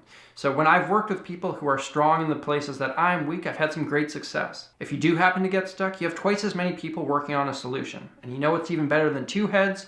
3. I've found that 3 people can often be the perfect number for a collaboration for a couple reasons. If 2 people have opposing ideas, the third writer can serve as the unbiased source of reason. 4 people usually doesn't work because there's just too many voices, and often you'll end up just breaking off into pairs, whereas with 3 people, everybody's involved in a communal effort. Getting the chemistry right with collaborators is often hard to find. It's kind of like dating. Keep putting yourself out there and go with what feels natural. Next up is something that has worked for me. Number 7, just power through it. Keep writing until you just force your way through the writer's block. Now, I should warn you, this doesn't always work. Sometimes I feel like the bulk of my time songwriting is just getting the bad ideas out of my system to free up space for the good ones. You do have to be careful with this one and know your limits, because if you try to force your way through the block and don't get anywhere, you'll usually end up more bummed out than if you just simply took a break. Which brings me to number 8, take a break. Do something totally different and come back to what you're working on with fresh ears. With this one as well, you need to be honest with yourself. If you find yourself using this method fairly frequently, is it because it's actually efficient or because you just don't want to put in the work? But if your nature is to work on something until it's fixed, you can get obsessed and get far too into your own head. By taking a break, it can give you that much needed perspective shift. Playing sports is the thing that does that for me. No matter how much a song is bugging me, if I go and play hockey or soccer for an hour, I'm going to forget about it completely for that time. If nothing else, I won't feel as burnt out when I come back to it. Make sure you have something like this. Life is all about balance. That's it for today. I hope you guys enjoyed this video and picked up something new. If you have a topic that you'd like me to cover on a future Sensei series, please feel free to let me know in the comments. Shirts like the one I'm wearing are available over at www.shopsamuraiguitarist.com in a variety of styles and colors. Thank you all for watching. If you want to check out another Sensei series, hit that link up there. If you're new here, hit that subscribe button. An extra big thank you to everyone who supports my channel through Patreon. I'm Samurai Guitarist, happy writing, and I'll see you again soon. Oh, I Life want is that. all about balance. I want that Sensei baseball shirt. Absolutely. And I'd be Very down. nice. I'd be down for getting up. See, I copied and twisted. I took his second tip. See what you did there. But his collaborate. Interesting observation on like 3 being a good number for creative collaboration. Yep. Yeah, it breaks the logjam of 2 for sure, and not too many cooks in the kitchen. Right in that nice sweet spot. Well, it takes that like Supreme Court kind of mentality where you don't want an even number because you might get pairs that go off in conflicting groups of thought there. And with 3, you will always have a tiebreaker. Yep.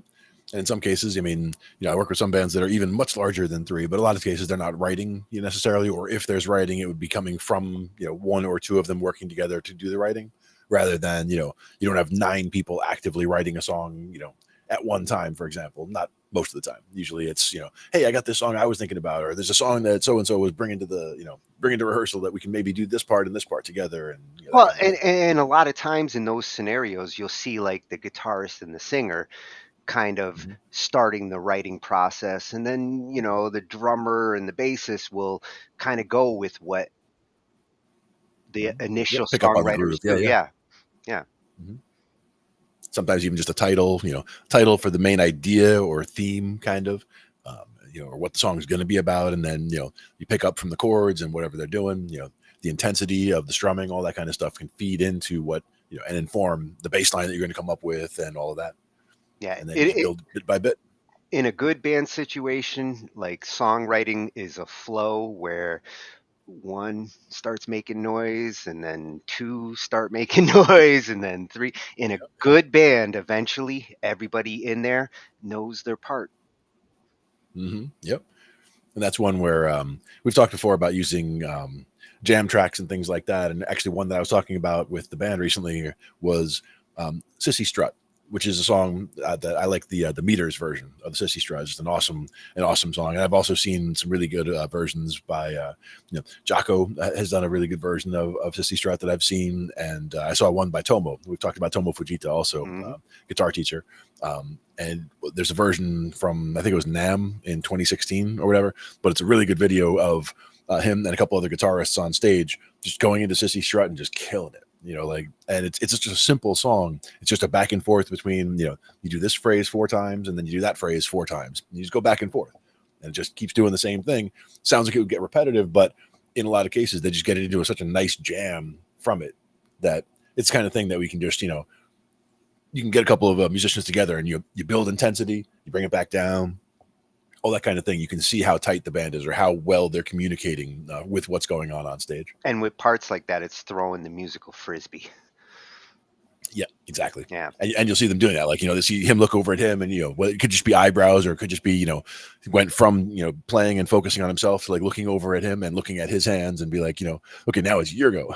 And then he picks up on it and takes off. You know? See, I like when you It's about have picking up on the key. I like when you have like multiple soloists who are doing that, and you like say two guitarists that are soloing off of each other, and like one does something while the other one's looking, and then all of a sudden the other one responds, and the other one's looking like, okay, I got some more.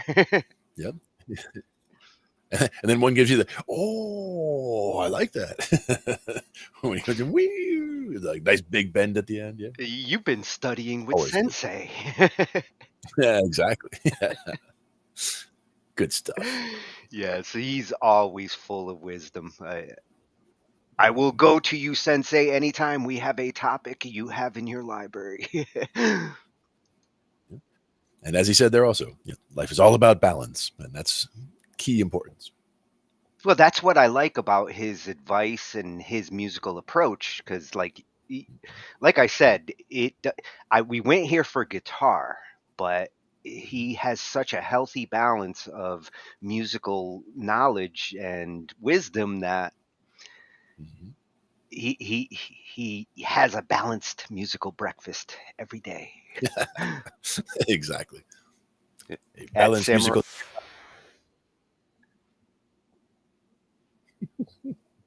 Was that you? Oh no, it might the dog, I think. That's all right. But thank you, Samurai. Thank you, Sensei. So and you know, we've heard some common themes there when it comes to like playing every day or keeping the muscles going, and you know, avoiding the things that would create writer's block. And when I was going through these, this intrigued me because, you know, you think that like great songwriters out there like John Lennon, would he have writer's block? And yes, he did. Yeah, everybody did, but they just different people deal with it in different ways and get over it in different ways, or don't. You know, some people they hit writer's block and just end a career because they couldn't think of what to write next. You know, they had a good album, then they had an okay album, and then it was like nothing.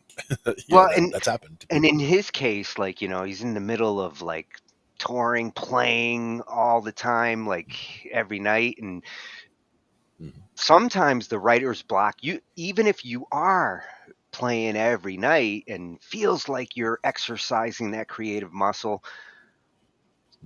when you're pumping out songs the way they were at that point, and the expectations that they had for themselves and the fans had for them could cause those kind of creative blockage. Yeah, and a lot of times, some of that can also be the thing where, you know, stars are really larger than life, and you know, trying to live up to that larger than life persona that people build for them, you know, day in and day out for year in and year out. I'm sure you know that takes a toll on a lot of people as well. Yeah, and not everybody's up for the ride. Again, this channel name like intrigued me. It's like Crafty Music Tips at Nice, Crafty cool. Music Tips. Yeah. I like crafty, and I like music. Crafty is good. Perfect together, like chocolate and peanut butter. And you know, looking at his videos, he does have a wide variety of hardware stuff. So we might be going back there on a Gear Whores night. Indeed. Reactions to music. All sorts of stuff. So we're going to see this one's what like got John Lennon into a writer's block for a moment and how he got out of it. Yeah. This situation, you're sitting there, you're trying to create something, whatever it is, and you just can't think of anything. I got nothing. I'm blank. And it's like, whatever you think of, it just ain't any good. It was the best of times. It was the blurst of times. You stupid monkey. Hey, welcome to Crafty Music Tips. My name's Crafty, and in this video, we're going to talk about how you can stop writer's block.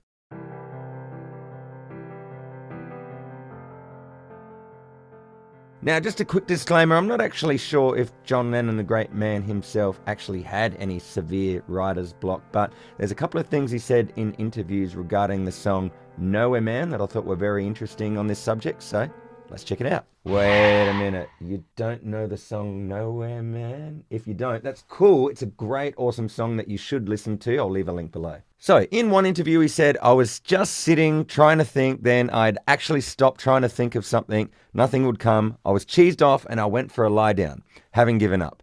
Then I thought of myself as Nowhere Man, sitting in this nowhere land. And in another interview he says, I'd spent 5 hours that morning trying to write a song that was meaningful and good, and I finally gave up and lay down. Then Nowhere Man came, words and music, the whole damn thing, as I lay down. So letting it go is what the whole game is. You put your finger on it, it slips away, right? You know, you turn the lights on and the cockroaches run away. You can never grasp them. So I, for one, as a songwriter, found that very interesting, that someone who wrote so many hit songs was a human being and he wasn't getting what he wanted out. He struggles like what we all do. And so his method was finding the zone, the inspiration, getting into that zone where you just, all of a sudden you have a bunch of ideas and the juices start flowing. With meditation, there's no limit to what we can imagine. And in addition to this inspiration zone, what John Lennon also realized is that if you just embrace the situation, which may not be going to plan, and use it to your advantage, well, then you get something out of it that you wouldn't have had if, you know, for instance, if he was writing a song earlier and it just worked, then he wouldn't have felt, well, here's a real nowhere man. So he got an extra bonus song out of the situation. Now, that doesn't always work, but try it out in your situation.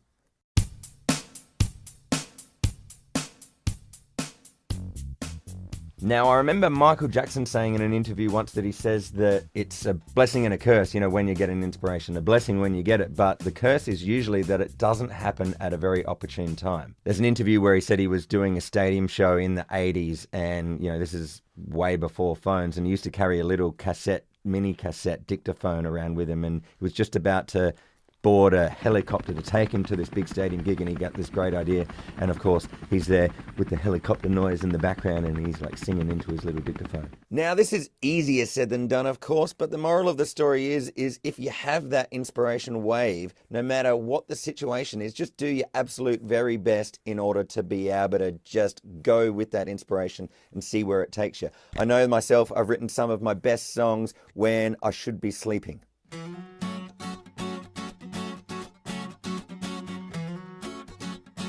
Now, so harnessing these zones that I'm talking about is easier said than done. I remember when I was telling an old lecturer of mine that I was having trouble sleeping, and he just said to me, it just comes in waves. Waves? Yeah, waves, you know, like the ocean. As soon as one goes and it's not there, there will be another one coming pretty soon. You just got to wait it out.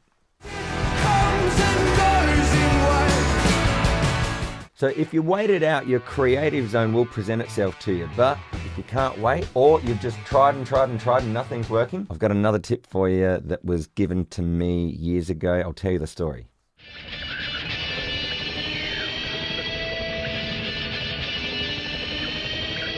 So I was a young lad, I was studying music at the time, and the songwriting lecturer was the person that I wanted to ask, how do I fix writer's block? And when I asked him, I said, look, can I ask you a question? And he said, look, I'm in a rush. Can you make it really quick? I've got 1 minute. And I said, okay, writer's block, how do you fix it? Fix it, fix fix it, fix it, fix it, fix it, fix it. So as fast as he could, I'll try and recreate it as best as I can. He told me this. Okay, so your brain is split into two sides. You've got your creative side and your analytical side. What's happening with you is that your analytical side is overpowering the creative side. Every time you write something, you think that it's bad because you're analyzing it, and your creative side is just going, well, that's it. I'm not going to bother in putting in any effort because the analytical side just keeps winning. So now what you need to do is just write down anything. Get a blank piece of paper and just write down anything. Stuff, whatever it is. My dog took a poo today. I don't care. Just write down something, because then you're letting your creative side have a voice, and then what your analytical side can do is try and fix the dodgy stuff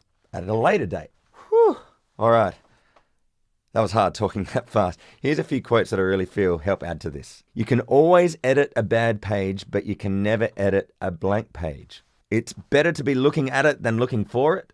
And this one my dad always says, if you don't have it, you can't use it. So if you've got writer's block, just write down something. Doesn't matter what it is. It can be so lame, but it doesn't matter, because what's lamer is just going, I got nothing. Prepare to be written. I'm doing it.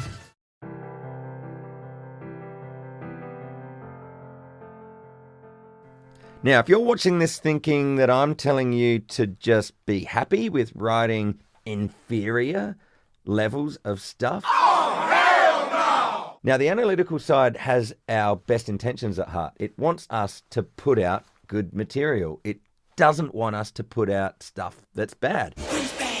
But when you're trying to create something, and when the analytical side keeps on overpowering the creative side, well, then nothing's ever going to get out. Nothing's ever going to be good enough. So what you have to do is you have to make a deal with the analytical side. You have to tell it, look, give yourself a break, have a day off, and then once I've written all of this stuff, then you get to work. Then you get a chance to make it so that when I'm revealing stuff to others, that it's actually going to be good. It's kind of like you're writing a first draft and you're just relaxing with it, and nobody really ever has to see your first draft. You don't have to let them see anything up to, say, the fifth draft when the analytical side has gone in and had extra revisions fixing it.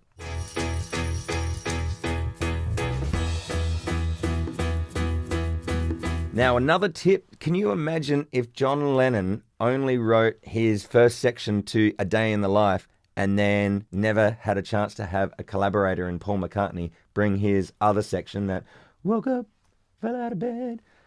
That was Paul McCartney's section, if you didn't realize. And so that was the two of them only having little snippets.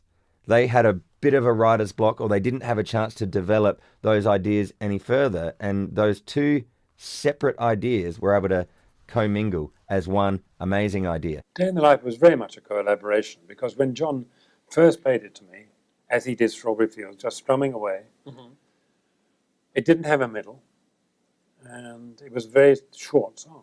And he said to Paul, have you got anything we can put in here? Paul said, not really. So I've got this song which I've been trying to get something out of. It doesn't go very far. And again, it had nothing to do with John's song.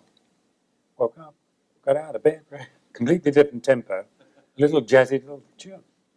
And John said, that'll do. We'll put it in there.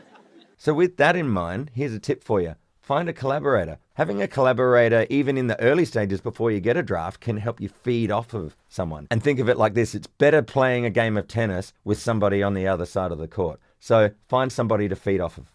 Every time we say goodbye, I die a little. So there you have it. There were a best bunch of tips on combating writer's block. Was that helpful? Let me know in the comments below. What was the most helpful for you? Also, what would be something else that I could give you a hand with in another upcoming YouTube video? Now, if you found this video helpful, I've got a bunch of other videos on this channel that you can check out. And also, just before I go, I've got a free gift to offer you. It's called 5 Steps to Fast Improvement. I don't know about you, but I've definitely had many times in my life where I'm just like, I just really can't get the inroads to the improvement that I want, whether it's an instrument or with songwriting or with getting gigs, anything, whatever it is, whatever the skill is that you're trying to develop, and if you're not getting where you want to get at the rate that you want to get, well, what I've done in this ebook, it's a free ebook download. I just go through the 5 steps that you can take in order to make it a really clear step-by-step process. So if that sounds like something that could help you, then click the link below. My name is Crafty. I'll see you in another music tips video really soon, wherever you are. I hope it's rocking.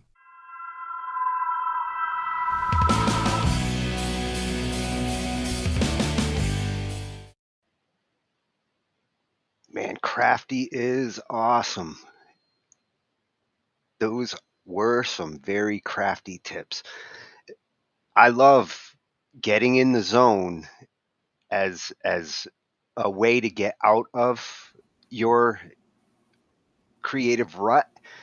You know, once you do start to zone in on something, it's not hard to like just let that's when it feels like playing again for me. It doesn't feel like work. Yep. Yeah, exactly. And that's part of also when people talk about, doing like, learning the scales and learning, chord progressions and things like that, but then kind of forgetting about it and just letting the music happen. Like you've done enough of each of the scales to let your fingers just kind of fall into one of the scales and actually just make music without thinking about the scales. And doesn't it make sense that guys like John Lennon or Michael Jackson, this would be their approach? It's like, you've done so many damn songs. You've done this. Come on, get in the zone. For them, that's the go-to way to get out of the creative rut. Mm-hmm. Exactly. And the collaborator step is also key. Having a fresh perspective, having somebody else look at it and see, do you have something for this? And it was kind of like, oh, well, not really, but I have this other thing. And then, boom, you mashed them together and it happened to work out perfectly. Yeah. What I loved about how Crafty kind of turned that story into his suggestions, like shifting into the creative versus analytical. That is the challenge, where when you're working on the song and you're in analytical mode, his suggestion of like, showing it, bouncing it off of a collaborator. This is what goes on with BandLab. As he was talking about it, I'm thinking like, I'd be happy to show a work in progress as I'm fleshing it out to like a bandmate. And, I'm working on this idea. What do you think? A lot of us, I guess, are getting into the habit of like, ooh, I got this idea.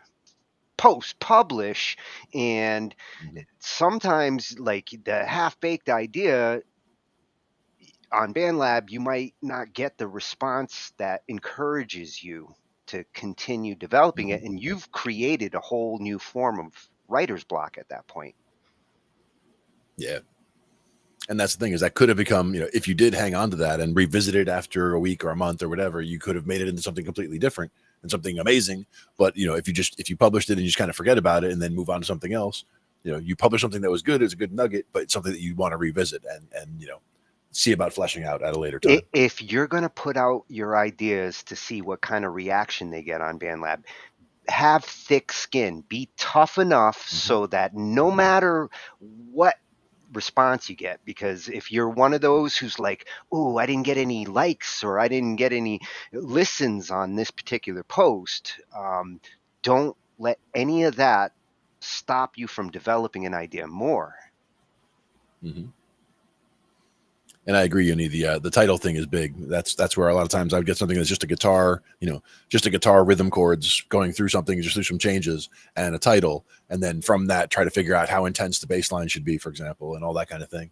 You're trying to match it to what the title inspires from, what you're trying to put together. And again, he mentioned something we've heard throughout most of these, which was take notes, jot things down. Some suggested journals, others suggested lists, but the important thing is to not let a good thought or idea get lost because you're in the middle of the process. And when you mentioned the little tape recorder, on the way onto the helicopter or whatever, we all have a little tape recorder right in our pocket. So, it's like, there's no excuse for not getting, it's like, oh, I had this idea for a song the other day and I was like, oh, I'll remember it later. It's like, Yeah, I'll remember it later. Like I've fallen for that before, and that's why I got the phone now. And it's like if I have something, I'll even just call my house and leave myself a voicemail. I've done that before. Leave my voice off a voicemail with either a lyric idea where it's a phrase or a couple of lines, or whether it's a melody or a chord progression. I can hum it or whatever. But just getting something down, a nugget of it, is all you need to remind yourself and go, oh, now I remember. So that's also, again, why I'm a big proponent of recording, full recording sessions or full practice sessions, where not intending to release it as a thing ever, but just recording it all so you can listen back, remind yourself of how the groove went, because you might have had that one magical moment where everything was working just right. Yeah, notes to myself. Yeah, exactly. It's good stuff. Yeah, crafty music tips, and he's got the .com too. Yep. Worth a visit. It also happens when producers are trying to make beats, right? Well, yes, I couldn't ignore the beat makers here because there's a lot of them on BandLab, and I can see them hitting creative blocks more likely than a lot of other situations, because getting a beat that sounds fresh and new, God, there's a zillion of them out there. How do you keep that motivation and keep coming up with something when it really does feel like it's all been done? Yeah. And it's another place where people can fall into the preset trap as well. It's like, okay, well, I always use these drums, and okay, I always use this sound here, and I always use this sound here. And then it's just like, well, if you're always using the same sounds, you're going to frequently get things that sound the same. I was just So it's talking with important to I break was out of just that. I was just talking with a guitarist the other night about, like, if you always have your go-to preset like that, eventually your guitar is going to feel and sound the same on everything. And these are things that can create that writer's block when you just don't feel this new energy of a new tone, a new sound. Another thing that actually comes back to something you said much earlier about the the new sound, the new tone, being able to actually get inspired by doing covers. By if I start doing a ZZ Top cover, for example, and I start playing guitar on a ZZ Top cover, that's going to sound completely different. If I can get myself that tone, and I can get my guitar to sound like I'm actually ZZ Top, and then play another song a little bit later, and it's something totally different, Boston or whatever. It's like something completely different, and then be able to actually sound convincingly like you're those people. So that's where the chameleon comes in, being able to take your tone and your style and be able to sound like it's plausible to put that into that song or into that song. You can put it in either context, so you have to be able to go back and forth with whatever instrument you're using. Yeah, and if you take some of the suggestions we got from some of these videos, like Samurai, you take a melody and twist it up, change how the progression, the way you go at the notes, or the rewriting of the words. Like, take those words. Doing a cover should help influence you to make your own version of that song. Yep. And even the part you talk about, changing element by element. You start where it's something, and then you change out a part of it, and then you change out another part, and by the time you're done making enough changes, you have something that is totally new. That's a good way of doing things as well, because it had something to get you started, and it's not staring at the blank page, because that's where you don't want to be. You don't want to spend a lot of time staring at that blank page. Well, and as you start to recognize more and more songs, with all the songs that I've done, now it's impossible for me to start doing something and not catch myself like, oh, this is just Imagine with the different approach, but it's the same chord progressions. So you might find sometimes, like, as you're starting to write something, that it is another song because it's the same chord progression, but that's your challenge then, to make it your own song. Yeah. And I know we've run into that so many times where, we just start grooving along to something, and somebody's like, oh yeah, and then this chord. Oh yeah, and then this chord. And it always, almost always turns out to be, the 1-5-6-4, or, the 6-4, 6-4-1-5 or whatever. It's going to end up somewhere in there or whatever. 9 times out of 10 in the old days, it ended up being Knocking on Heaven's Door. Exactly. And that's where like, oh, this sounds so awesome. And it's like, right, because you did this, and then but no, we did it this way this time and that way this time. And like, right? And that's exactly what that turns into. And there's Or somebody walks 100 in like, songs that do that. right. Or like you guys are playing a song and like, everybody in the room, everybody who's playing it right now, they all think it's a brand new song and you're like, yeah, it's awesome. And somebody comes walking in and they're like, oh yeah, you guys are playing. I love that song. And they're like, no, this is a new song. And you're like, no, that's this one for sure. And then like, as soon as they mention it, everyone's like, God damn it, that is that Yeah, song. that the one guy who recognizes it ruins it for everybody else. Everybody else is like, oh, you just killed like the last 10 minutes where we were like, yeah, we got something good going. Yeah, but if you do have that guy that recognizes it, then you know you haven't changed it enough. Exactly. And he just saved you from a copyright violation when you do like your song. You could have gone all the way down the road of production and been like, wait, that's just a remake. Well, the beauty of like progressions are never going to be copyrighted. If they start copywriting progressions, I'm done. We have trouble. At that point, like I'm done trying to comply with a copyright demand that's impossible to enforce, because progressions, notes, scales, how you do things like that isn't the same as like saying the same exact words as somebody else wrote. Notes cannot be copywritten that way. One thing that we've talked about before is ways of like starting with something like one of those really common progressions. Like if you looked at the list of the top 50 or whatever chord progressions in popular music, just as a starting point, like you would find, there's a million songs that are this one, and this one, like the top couple are like super popular, right? Yeah.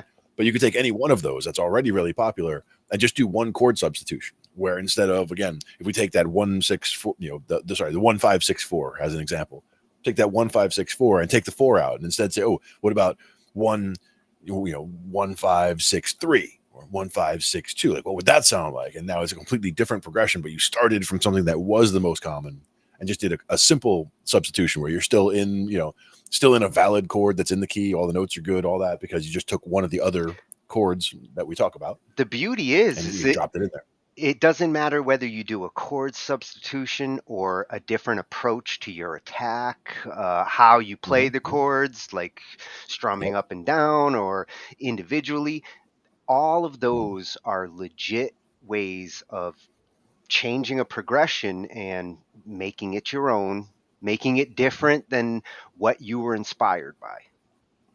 Yep. Another easy one is hanging on, if you're doing a 1-4-5 progression, instead you could do the 1-4, and hang on that 4 an extra time, 1-4-4-5 or the 1-4-5-5. Like you hang somewhere extra. Or 1-4-5-1. That's what Sensei did. That's what Sensei did with his examples. He gave you an example of modifying it this way, modifying it by the time, how long you stay on the chord. The moment you do that, the guy in the room's not necessarily going to recognize right away. Like as my ears gotten better, sometimes it takes me a while. Like I have to listen to half the song before I realize, like, oh, I do know those chords.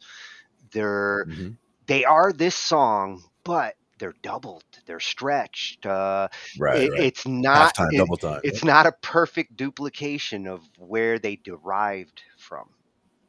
And that's why it's a completely different song that was legit. And they said, yep, you can do that. Yeah. And then I say, that sounds like, or it has that vibe, but it's in that family, in that neighborhood. And I like when people do that, because the song feels familiar, because it's like a song that you heard, but at the same time, it's a whole new way of hearing it. But we don't want to do Ice Ice Baby, right? Well, that's sampling, though. That's different. I know. Hitting the notes is one thing. Extracting the audio file and putting it into your song, there's still a lot of debate. Well, I'm not against it in small doses, just like the industry. 7 to 12 seconds, I think, is the norm there. Anything more? No 13 seconds. Not for you. But we were talking about music producers and beats before we started a little tangent there, but that's always good. Oh, yeah, with beat Let's block. go to, the real cure to music producers, beat block. Yes, and if there are beat makers out there that experience this, let me know. I'd like to cover this one a little more in the future.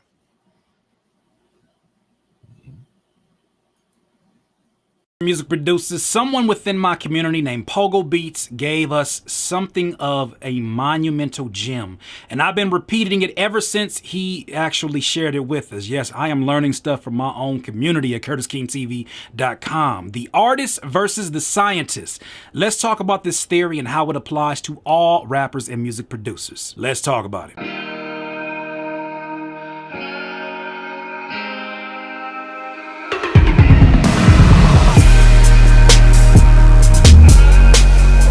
Rappers and music producers, as I said in the intro of this video, there is a member, a part of the Curtis King TV community, which you could join today if you like, and you could actually be interacting with great and ingenious people like this. Pogo Beats said to us, he said, Curtis, is one thing that I understand in my journey from the people that I have listened to and philosophers and people that have all pointed to the central theme of when we are creating art, when we're making a beat, when we're writing a song, we are having this sort of exchange between a scientist and an artist. Now that may sound kind of crazy because most of us kind of classify ourselves only as artists, right? We think of our music as an art form. Or making beats on FL Studio, that is an art. But when you start to think about some of the technical makings or aspects of the actual art, you start to realize they require a different brain. Put your glasses on, you have to become a scientist when it comes to mixing and mastering. Sometimes trying to figure out what is the proper VST that is not going to crash and burn your CPU, that is a technical or scientific approach. Now, this video is not to say that you need to get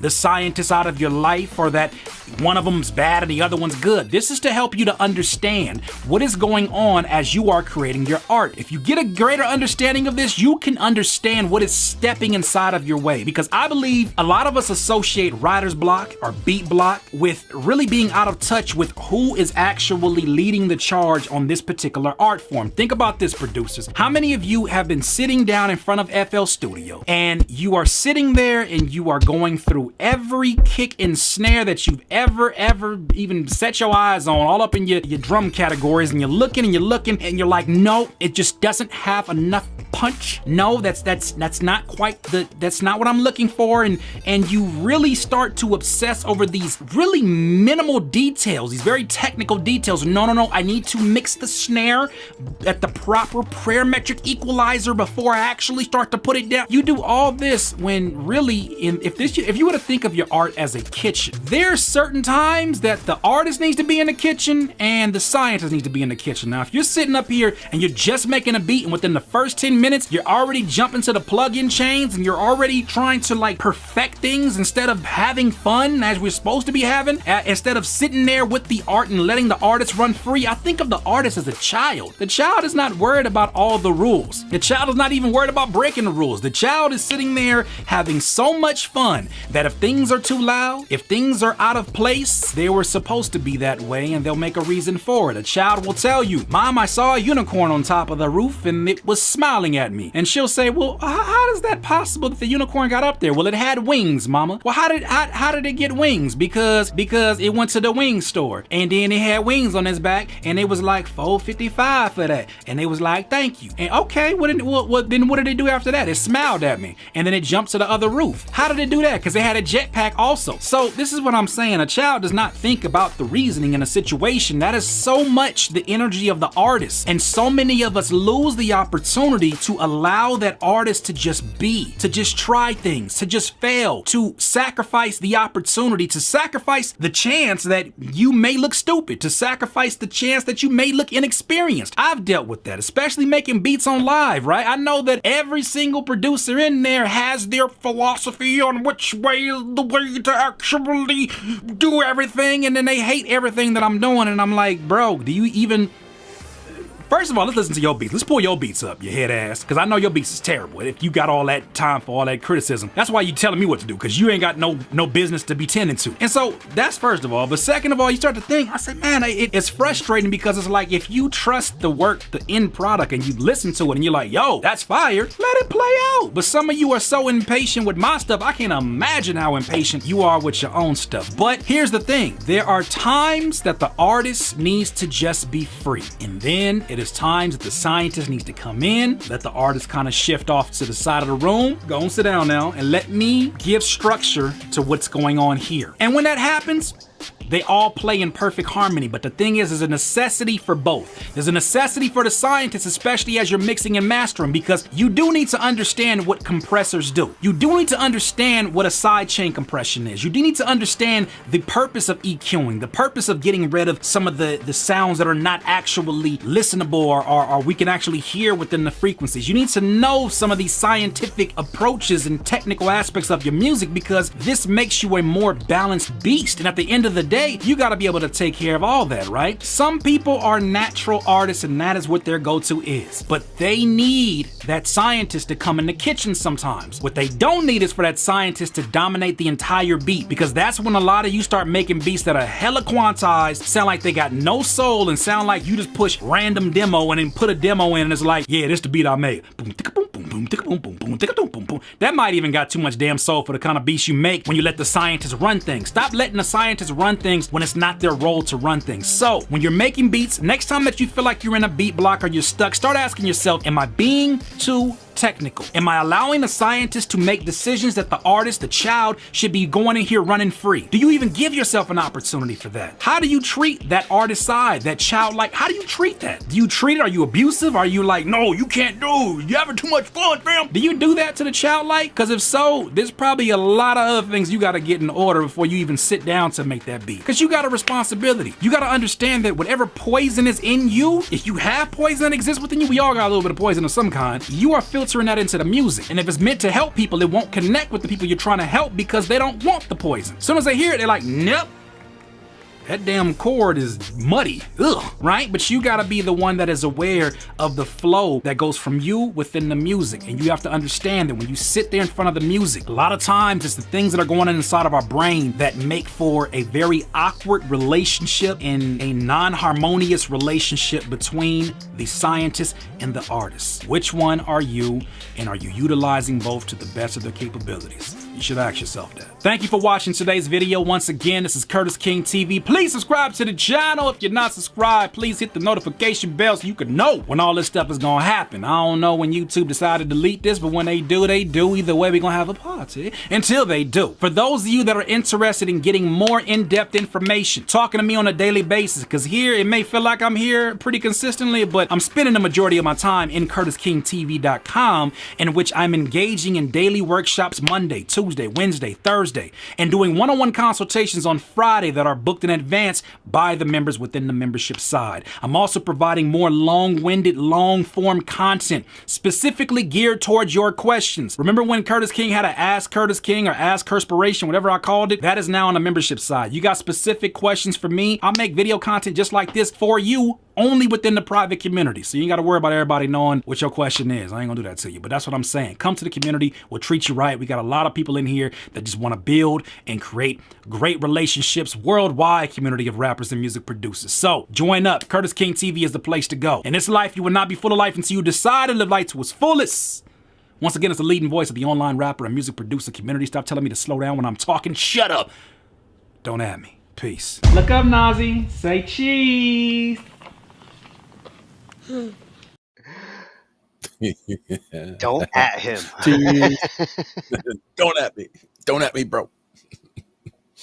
No, excellent advice there, and good advice for life in general, as well as beat making. So, and I told you it was going to get scientifical. Yeah. He got the scientist and the creative. Yeah, and all that you artists reminded me. All you artists are children. Yes, and me, I'm a very big child. I am, for sure. Very large, but very much a child, and that's one of the things that. With having a career in troubleshooting and finding creative out-of-the-box solutions, that really is balancing those two. Like mostly the scientist at work, but you got to let the kid jump in there and go, well, maybe it's that. And you go, and then the scientist goes, no, it's not that, but maybe we should go look anyway. And so we go look anyway. Yep, sure enough, it was that, because the kid had good intuition about what was going on. I feel like a parent trapped in a child's body, or vice versa, depending on which role I'm playing. If I'm the artist, I hear the parent in my head, and if I'm the parent, I feel the child in my heart. I feel like the classical piano instruction when I was a kid was mostly about, like, it was all scientist and no creative. Like, we were not making music. It wasn't playing something in A minor or play this. It was always play these notes as they are on the paper to make that song sound like this. And this is what it sounds like, right? So it was to reproduce it as perfectly as you could. And, you're supposed to put your own nuance on a song when you're playing it, but, it's still supposed to be identifiable as the song. So it's still have to play it right, quote unquote. So to me, there was very much not the creative side. The kid wasn't allowed to play, but it was all about the scientist. Whereas it seems now, just approaching it from the bass and from the guitar and just from all around, it's more like, okay, now I am free to just sit down. I feel like I could just sit down at any instrument of any kind, and if I can make it make noise, I can figure out how to make a melody that sounds cool on something. Anything, doesn't really matter. Yeah, just because you can follow your.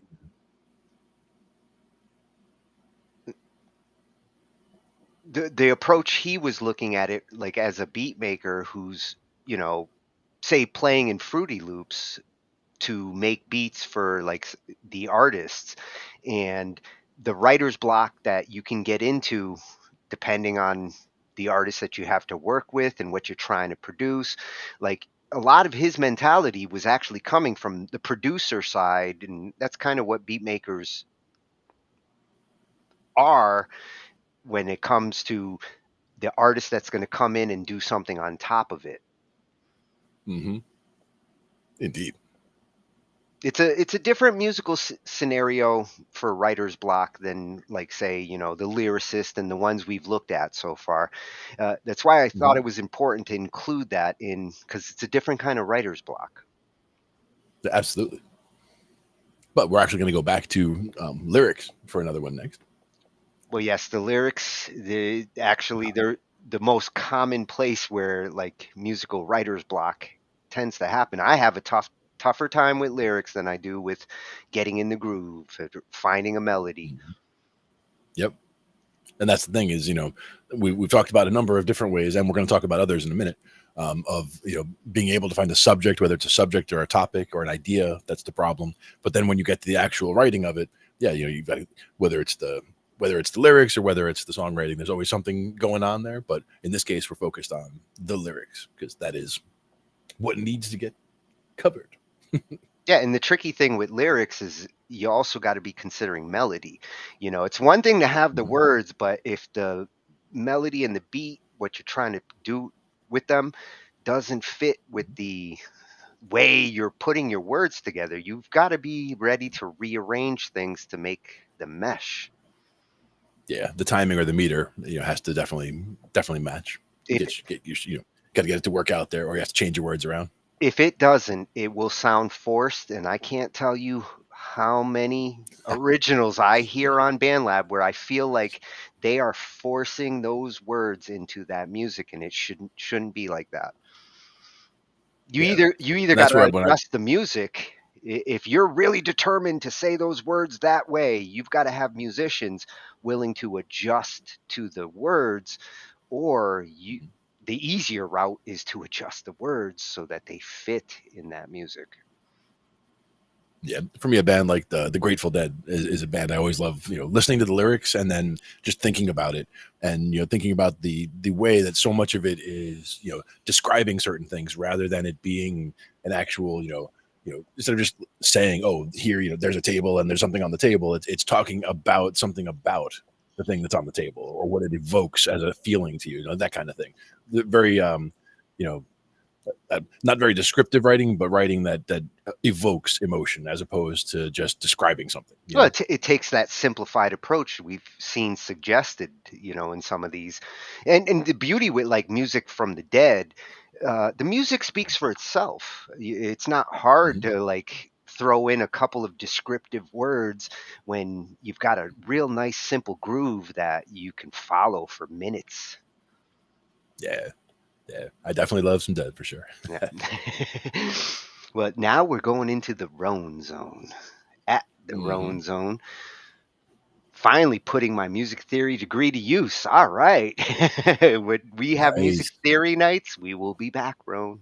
Absolutely. Oh, and look at some of these videos, because he's Claire de Lune. Yep. Talking about Mozart. Oh, you know I'm coming back here. Hans Zimmer's great. Sold on Sold. this channel. Yep, you got him hooked. Well, The I'm Bone glad. Zone. I'm glad he had something that fit the topic, because this is a freshie that I know I'll be back to. All right, let's check it out then. How to write lyrics, part 1, writer's block.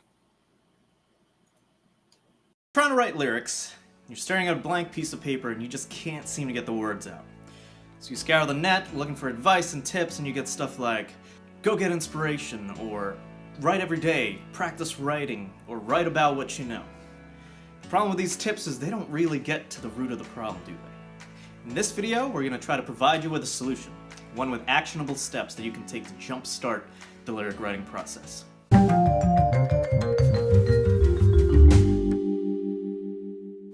So what is this magic technique? Well, to explain it in a nutshell, instead of trying to create lyrics from the ground up and from scratch, we're going to fish those words out using the help of the music. Basically, it involves you humming along to the music. By humming along, you create nonsense vowels that you eventually turn into words. And from those words, you create coherent phrases and sentences. And then you combine those phrases and sentences into choruses, verses, and eventually you end up with the full lyrics. So we're gonna go try this method out now.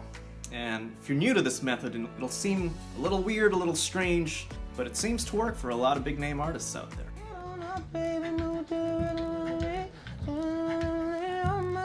That's it.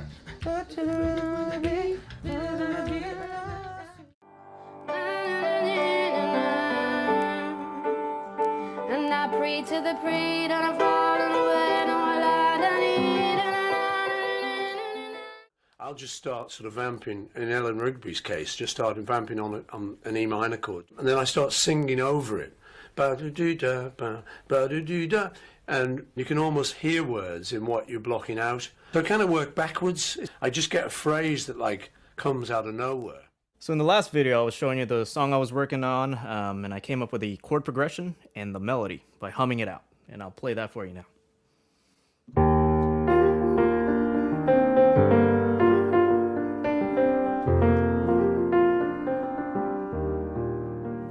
And so I've already kind of worked this out earlier, but I'll give you a sped up version of how I use this method to come up with the lyrics. So I started out singing the nonsense vowels.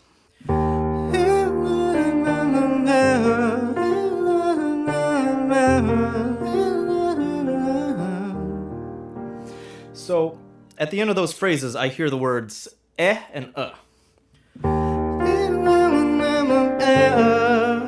So then I played around with those vowels. Well, what word has those vowels? Eh and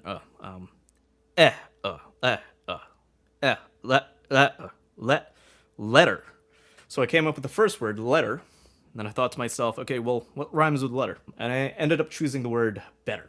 So from the word letter, the thought of love letters came to mind. And from the word better, the concept of someone being better. And so by combining those two words, the idea of a breakup story emerged. And so from there, I looked for more words, and I heard three other vowels. I heard an A, an O, and an I. I heard the word take for the A vowel and the word clothes for the O, and then the word time at the very end of the phrase. Take your clothes and take your letters, leave me here with someone better. All right, that works. Take your clothes and take your letters, leave me here for someone better. Another time, another time. Save your words for another time. Boom! We have the first half of the chorus. And after a couple minutes, we get a full chorus. Take your clothes and take your letters, leave me here for someone better. Save your words for another time.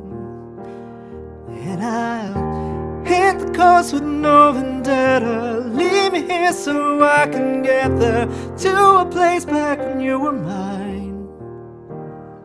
Okay, great. So you have a chorus, and then from there you would just keep on going and try to apply that same method to the verses, the pre-choruses, and the bridge.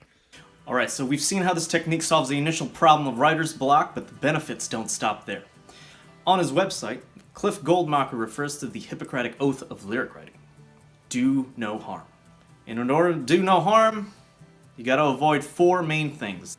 Lyrics that sound unnatural, lyrics that are too wordy, lyrics that sound forced, and lyrics with bad prosody.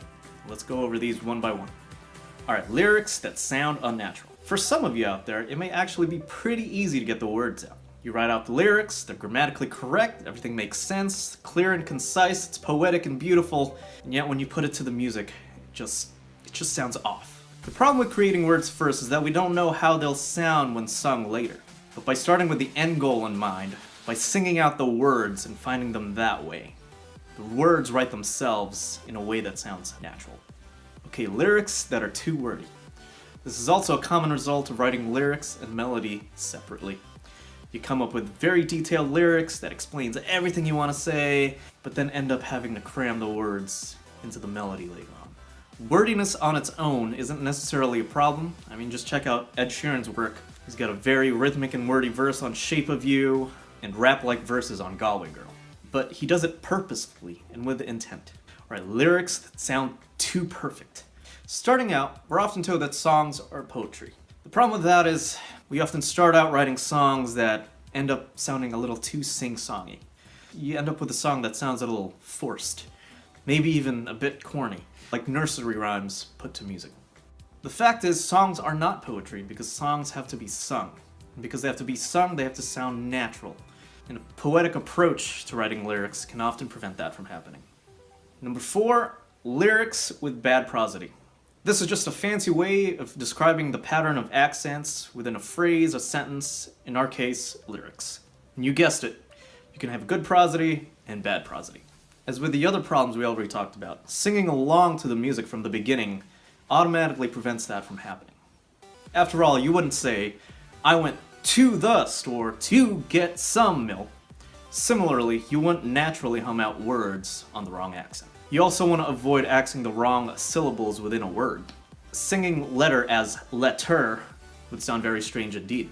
And this is why I avoided using the word deter in my lyrics, because the music accents the first vowel, and the word deter accents the second syllable. So I challenge you to try out this method today to help you get through that writer's block. It's 2 main advantages, being that it helps jumpstart the lyric writing process and helps prevent you from making common lyric writing mistakes. If you have any other tips to add, please let me know in the comments below, or let me know whether you like this technique or whether you prefer to write lyrics first, and let me know why. If you like what you saw, please subscribe. I already have a part 2 to this video where we'll look at all the other challenges when it comes to songwriting, such as how do you get around difficult to rhyme words and other helpful tips. So please stay tuned and I'll see you on the next one.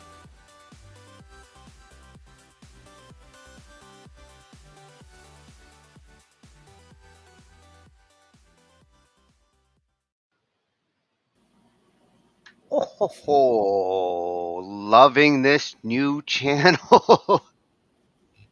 Try to rhyme with orange. Well, the prosody in itself, I was wondering, I was like, what the hell is prosody? And it's these pretzels are making me thirsty. I was thinking more, it's you want fries with that? You want fries with that? Well, you want fries with that? Want fries with that? Is very different. You want fries with that. Very different meanings. But that really cleared up, like, you know, I love when I learn a new word and for something that I always knew, but I didn't know what to call it. Mm-hmm. And that's what but you were familiar with the phenomenon. Well, and that's what I was talking about when, like, I was saying to avoid forcing words in where they don't. And sometimes it's not that you're forcing the words in, your prosody is not proper. It's bad.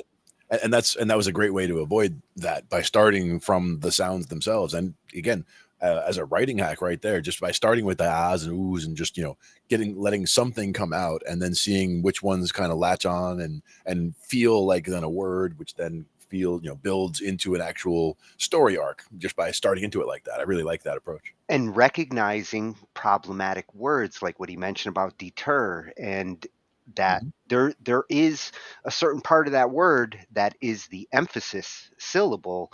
And as you're trying to cram this word into melody, know which words have that because you put it on the wrong note and deter. Deter. Now you had letter, and I was thinking later, is another one that could also get that same kind of sound to it, but it could be too similar to letter also. So that's where you also run into things where it's like, okay, that's one that's it's good to have as an option, but it's probably too close to one that we're already using heavily or working with heavily in the song. Well, it's why it's good to start the way he did, where you kind of hum it out, you just feel it out with sound, and then figure out where the words fit into those sounds. Yeah, and a perfect example for that would be "China Cat Sunflower" by the Grateful Dead, which the words are complete nonsense. I mean, if you've never looked at them, like actually look at the lyrics while listening to the song, and you'll hear that yep, everything that's on that page is in there. But now take an instrumental version of that song and give it to somebody and have just that page and say, okay, now sing that in this song, and like there was no way like they would be able to fit things where they all have to go because they don't understand how the timing comes out. And once in a while, you don't need words. You can just hey la di do, and that's good enough. Good enough, exactly. Well done. I like that though. Different ways to approach the songwriting from starting from the sounds and fitting them in for the timing and the meter and the timing. Very cool. Those were some pro level tips. The Roan Zone, respect. Well done. I'm going to be checking him back just on that Claire de Lune. And we'll definitely hit that another time. Now we're up for a rap song. Well, yeah, they can't ignore the hip hop and the writer's block there. I mean, the beat making kind of dabbles into it a little bit because a lot of the beat making is for hip hop. But, when you're getting into the lyrics and lyricism, rap's got its own kind of creative block. Oh yeah, and when it comes to the flow, when it comes to just getting stuff to actually come out and fit and sound right and have the right content, and getting all those aspects to come together is really not as easy as it looks. Yeah, well, to get him to fit in there, you got to have extra special bounce. When I'm listening to the hip hop, the bounce that the rapper has a lot to do with whether I like them or not. Like, you can have someone saying the most important kind of words, but if they're not flowing it and bouncing it properly, it's like, oh, that great message is just clashing with that beat. Yeah.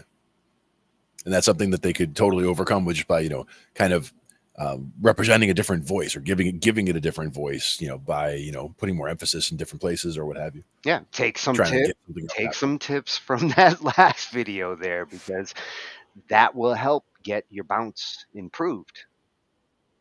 Yeah, exactly. Yeah. And now we're at how to rap official. And I mean, the channel says it all. How to rap. Absolutely. Yeah, the first rap coaching company created in 2014. Nice. And I like the racing flag background there with the green and the black. That's cool. I know. I want that for my wall. I like it. Let's see how to write a rap song without getting writer's block. The truth. What's up, world? It's your boy Drew Marcy here for How to Rap, and in this video we're going to teach you how to write a rap song in full without getting writer's block. If you've ever wanted to write a rap song without getting frustrated in your process, without slowing down or giving it up at all, this is going to be the video for you. Now, before we begin, of course, be sure to subscribe to this channel with notifications, because we give weekly tips on how to rap with a visual component. And if writer's block is your biggest issue in learning how to write a rap song, be sure to check out our writer's block course, where we'll teach you exactly how to break down writer's block, storytelling, all of that. It's the first link in the video description box below. Now, the first and most important lesson that you're gonna learn here when learning how to write a rap song without writer's block is that you don't need to write the song in the order that it's heard. You don't need to write the song in the order that people will listen to it in the finished product. In fact, many of the greatest songs and songwriters of all time in other genres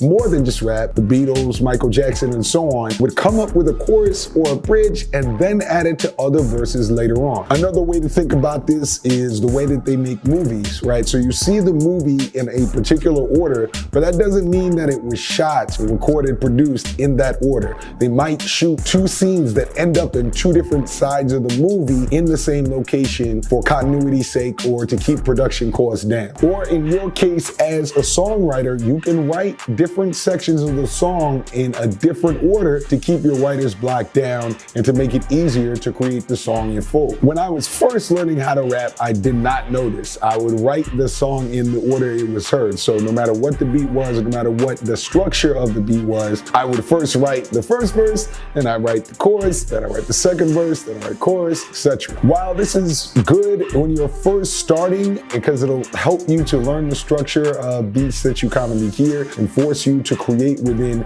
a common song structure, depending on the production. As you get more experience, as you write more and more, you'll notice that inspiration for certain sections of the song will strike you at different points depending on the beat, and you want to allow for that so that you avoid the chances of getting writer's block, getting frustrated, or feeling like you have to force anything creatively. To use a common example, let's say you hear a beat that is programmed in a way that as the first verse begin the song and the chorus comes second. As you are listening to the beat, you start humming a melody that you believe sounds like an amazing chorus. Now, if you're following the linear in order format of writing, you might think, well, that would be a great melody, that would be a great chorus, but I can only write the rap song in order as it's heard, so I have to force that chorus melody into the verse. So in this example, what you're doing is using that great melody that you would use as a chorus and forcing it into the verse. Once you've written that verse, you get to the chorus and you begin to experience writer's block because you've wasted the melody you would use for that great chorus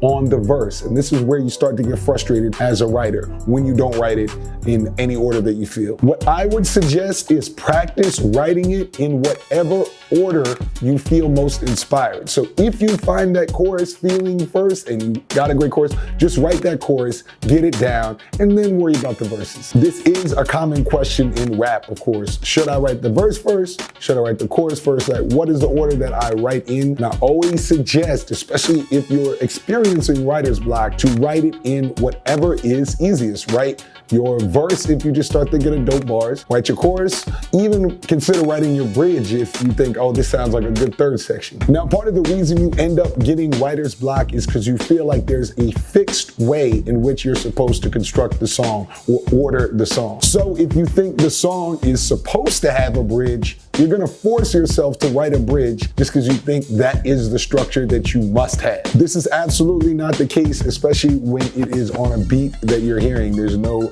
rules that the producer of the beat is telling you to do. Usually they're selling you the beat, and you can construct any sections in any part that you want to make it easier for yourself and not experience that writer's block. One of the easiest ways to do this is listen to the beat and determine which sections of the song you think the producer who made the beat wants you to perform in. So for example, you might hear a beat for the first time and practice identifying whether it starts with a chorus or a verse. The easiest way to know whether it's a chorus is if all the instruments present in the beat are playing at once and it repeats. This is usually an indication that the producer wants this to be the chorus because it is the most uplifting, engaging part of the song, as indicated by the large number of instruments. And so the producer has put all of the instruments and those parts in the beat there. Additionally, 75% or even more percentage of songs have a chorus section repeat at least twice. So if you combine all the instruments are playing,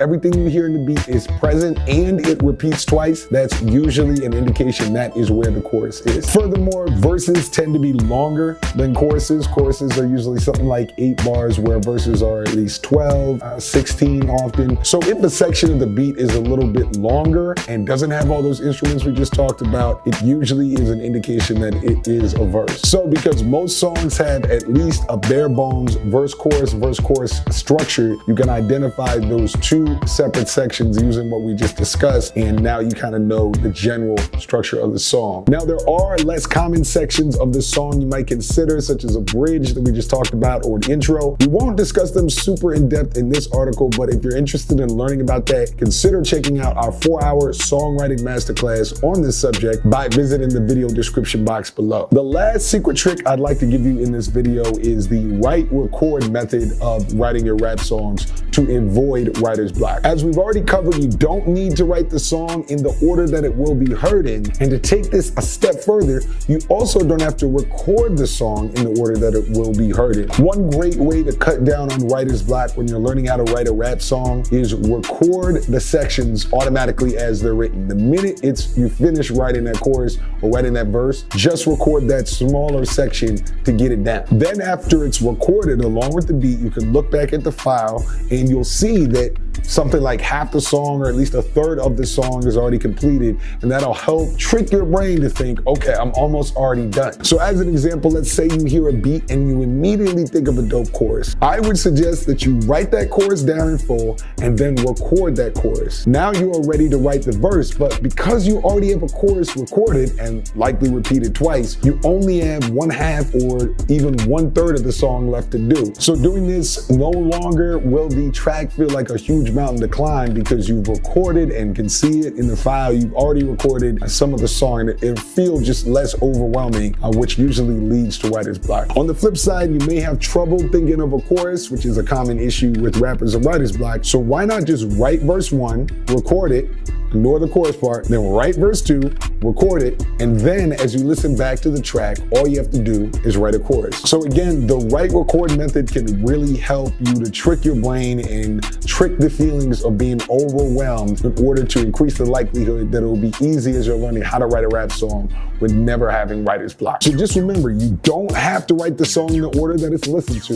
You can write whatever section comes most naturally first. You can use the beat's original structure to help guide your section, and you can consider recording each section the minute it's written to feel like the song is getting done faster. Now, I want to ask you a question for the comments before we go. How often right now do you experience writer's block when you're writing rap songs? Is it half of the time? Is it most of the time? Is it not much at all? Let us know in the comments. We're a community here at How to Rap. Be sure to check out those courses all about writer's block and song structure in the video description box below, and I'll see you on the next video. Peace.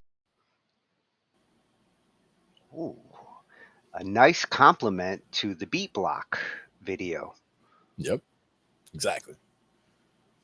They fit together like Legos. Well, yes, this is like the other side of it, where like you've got this beat that this beat maker made, and you don't necessarily have to do it at the same arrangement that they did. Beat makers tend to arrange one way, but if you're writing your message, you want to be able to chop that beat up in order to arrange it the way that you, as an artist. I've actually had a song where I started writing what I thought was the verse, and I had the verse going, and then I had a chorus started, and I had the two going, but for some reason it didn't feel right, and it turned out that just in realizing what he's talking about there with the structure being backwards like that, it was backwards, where I realized at the time that the verse needed to be the chorus and the chorus needed to be the verse, and once I made that switch, it was easier because now I could fit the structure wise what I needed in the verses, and the chorus was already like it already wrote itself essentially because it was already done. But I had thought that was just part of a verse, and I was trying to match other things to it. But it worked so much better as a chorus to just repeat that section instead. And you could still put it where a verse is traditionally, and take an arrangement approach where you come in with the chorus, because every once in a while you'll get a song like that where like they come in with the chorus right off the bat. Exactly. And that's a great option, to change things up again. If you're in a writing style, that's a good way to start. Start with the wrong section. To mention wrong section. To mention one from tonight's videos, Fat Bottom Girls. Like Queen did that a couple of different times where like they started with the bang and then went to the verse. Mm-hmm. Yeah. It's allowed, you can do it. Yeah. No one's going to stop you.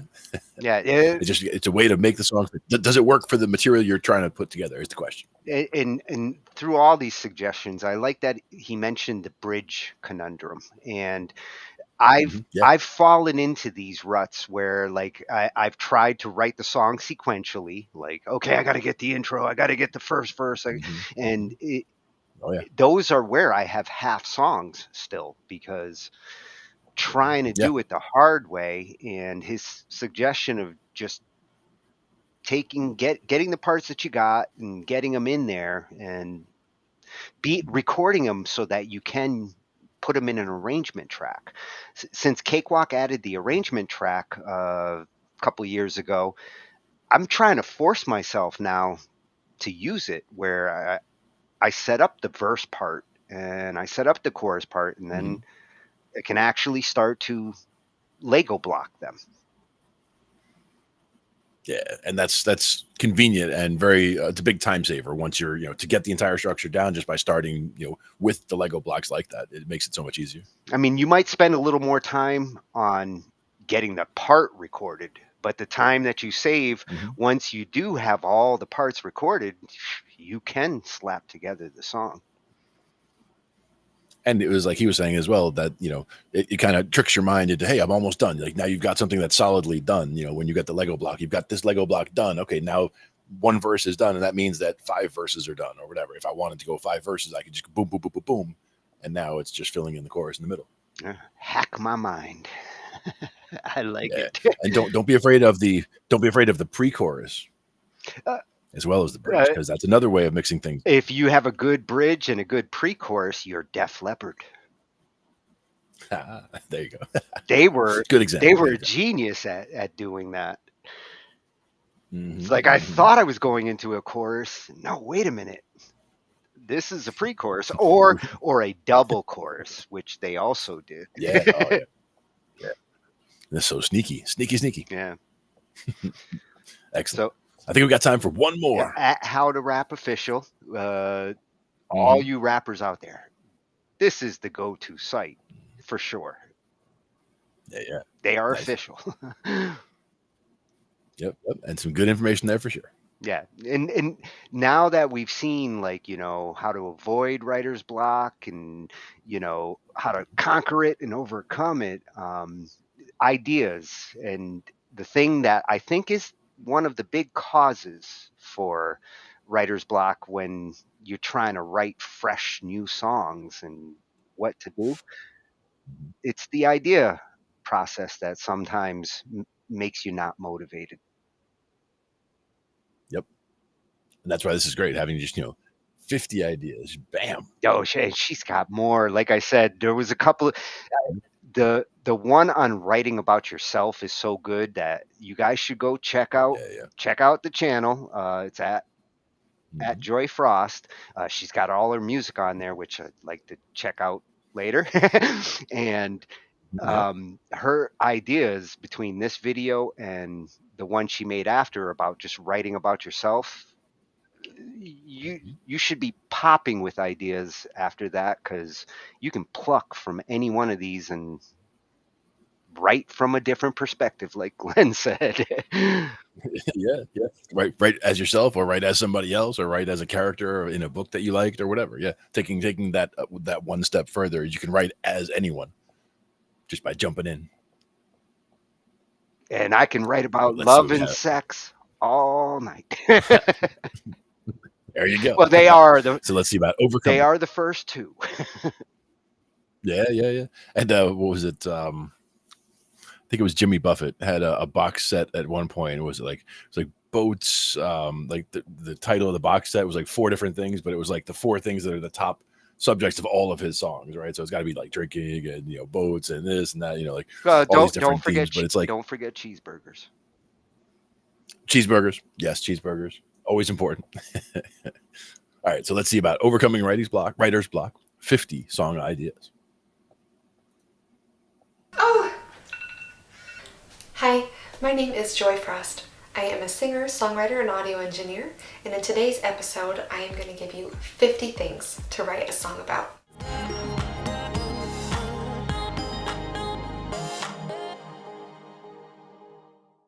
So, writer's block can happen to the best of us.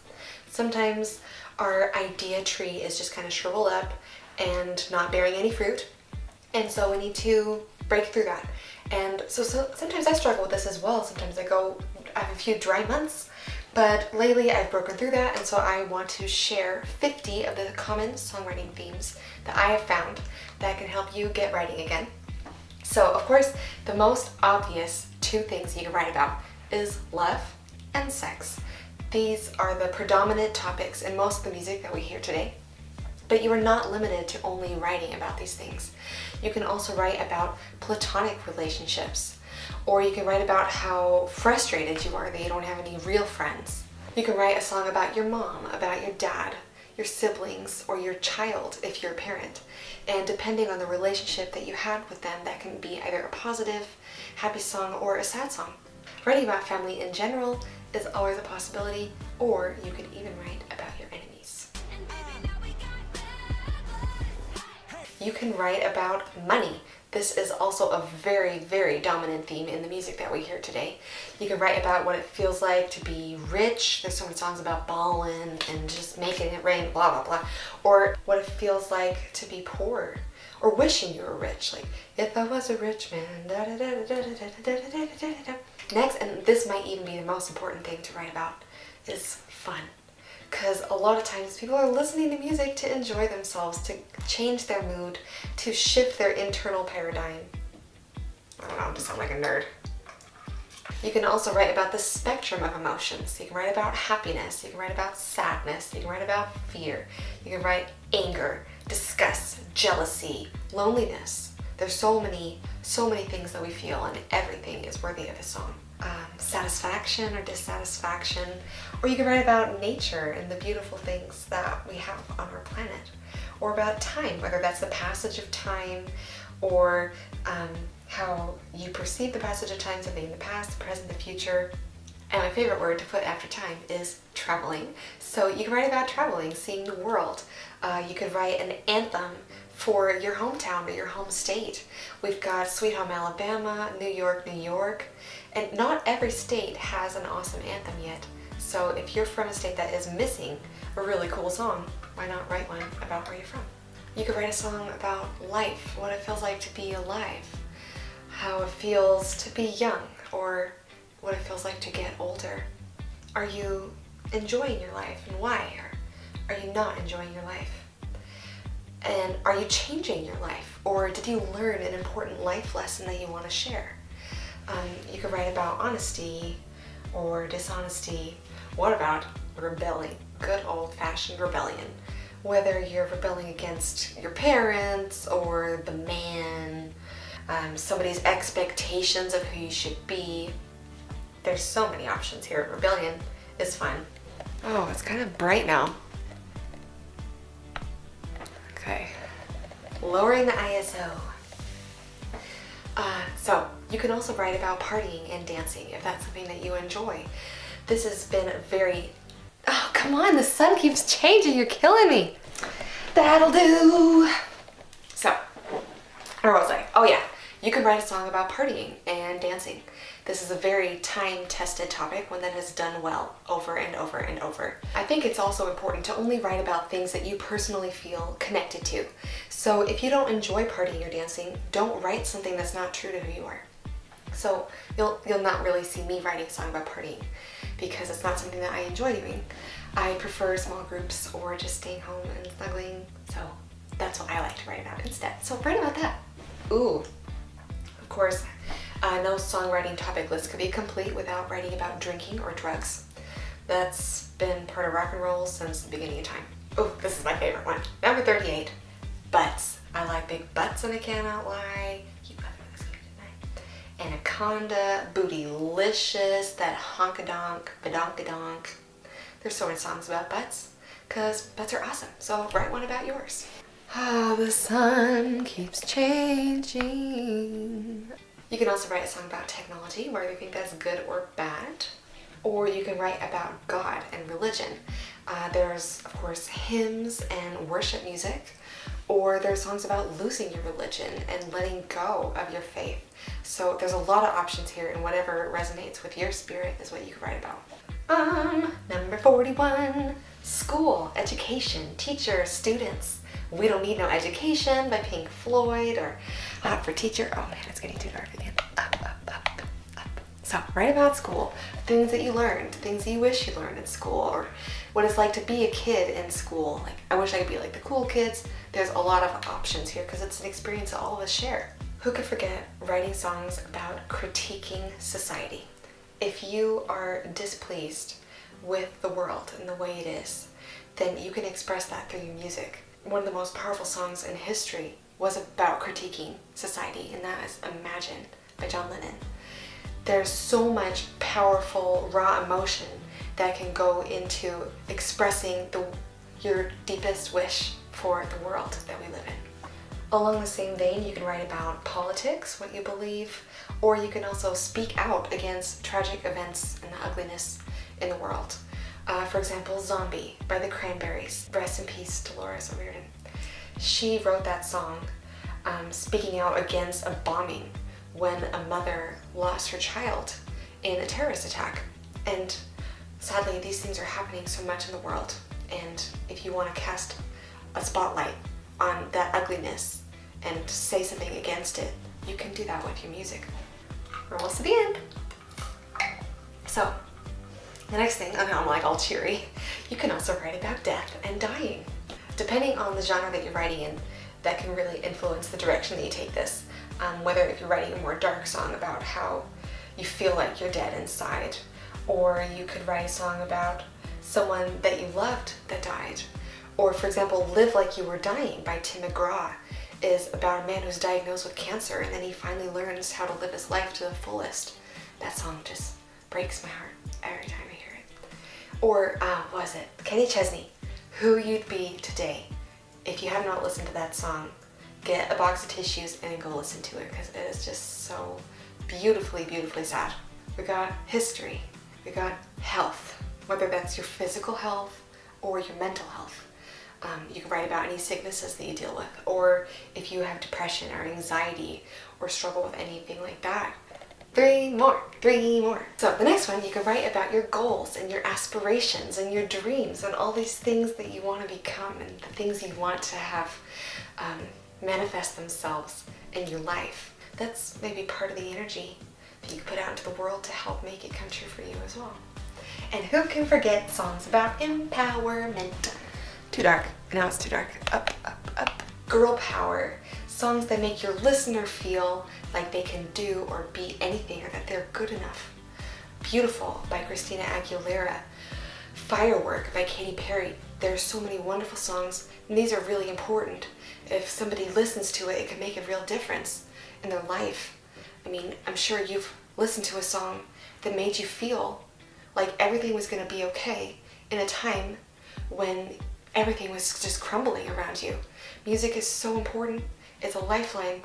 So if you want to create something powerful and important to help somebody, you can write a song like that. And last but not least, you can write a song about yourself. Of course, that is limitless, and I can make another video about all the different ways you can write a song from your personal experience. But of course, you are an expert on you, who you are, what you've been through, and you can write your story through your music. So I hope this list of 50 things to write a song about has helped inspire you and give you some ideas to get you back writing. Writer's block is no fun, but if you just work hard, power through, you can overcome it. That's really the case with anything. So thanks so much for watching. If you enjoyed this, please be sure to subscribe to my channel, hit like, and come listen to any of my original music as well. I release new original songs every Sunday on this channel. And just thanks so much for watching, and I hope you have a great day. I'll talk to you soon. Take care. Bye.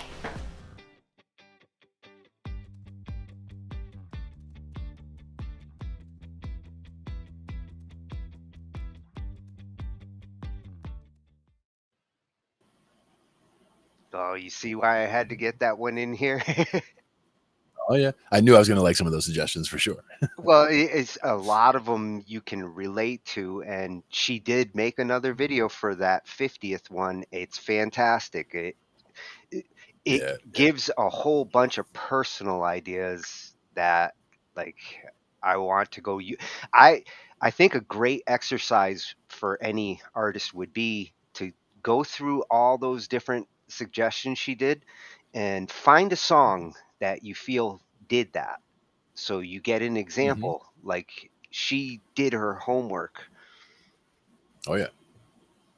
And there's others that aren't on the list, but I mean, no list can be complete with everything, but there's definitely a lot of ground covered by everything there. And if you can't come up with something to write about after watching something like that, you got a problem. That should help with the writer's block. And in the 20s, she did the emotional spectrum. And when you're doing any of those other suggestions, the emotional spectrum is something that you can utilize with the topic. So different perspective, looking at it from a sad perspective, looking at it from a happy perspective can change the song. To me, Jimi Hendrix, "Bold as Love" is the one that when you start talking about emotions and how the emotions are manifesting as as a person, essentially. Yeah, there's a couple of Nirvana songs that kind of go through emotional spectrums. He goes from happy to sad, back to gloom. Going all up and down, bouncing all over the spectrum. But I mean, our time comes to a close so quickly. I mean, this was Joy Frost, right? Yeah, at Joy Frost. Joy Frost was that last one. And she's also got a website, zozo.joyfrost.com. Nice. Which I think is excellent kisses. stuff there. Yep. Hugs and kisses. Very cool. And so that basically covers it for the getting through the writer's block and all different ways of getting around it and avoiding it and stopping it and different ways to get started on ways to get ideas out of your head and onto the page. I feel creatively unclogged. Exactly. They got a lot of ideas. It's a good way to be. And again, if you can't come up with something to write about after all that, then there's something crazy going on. So we'll figure it out and we'll talk. You got to try. You got to try something different at that point. That's, I think, theme. Exactly. That would be the theme. Now, next week is Thanksgiving, is it not? Yeah. Not sure what we're going to be doing next week, but if there's any suggestions out there, send them my way.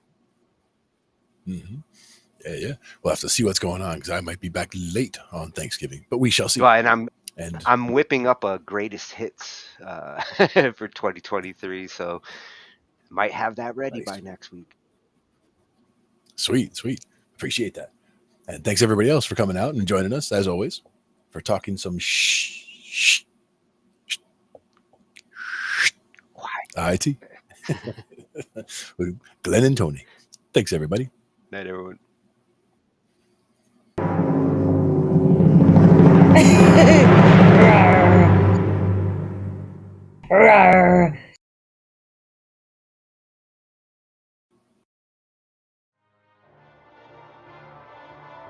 Ambient noise, yeah. So now you're grabbing some band lab clips.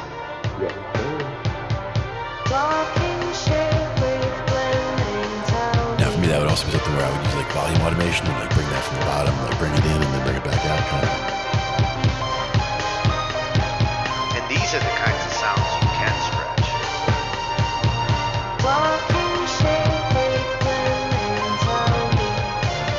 With this AI, like stretching it actually can be cool.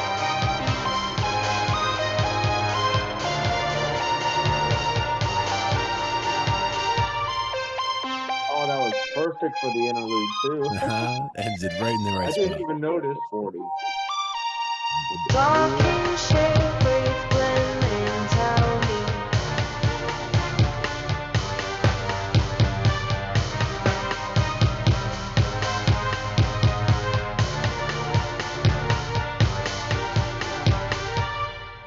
didn't even realize the texture faded out at the interlude until it happened. I'm like, wait a minute. Sometimes you just, it was just meant to be that way.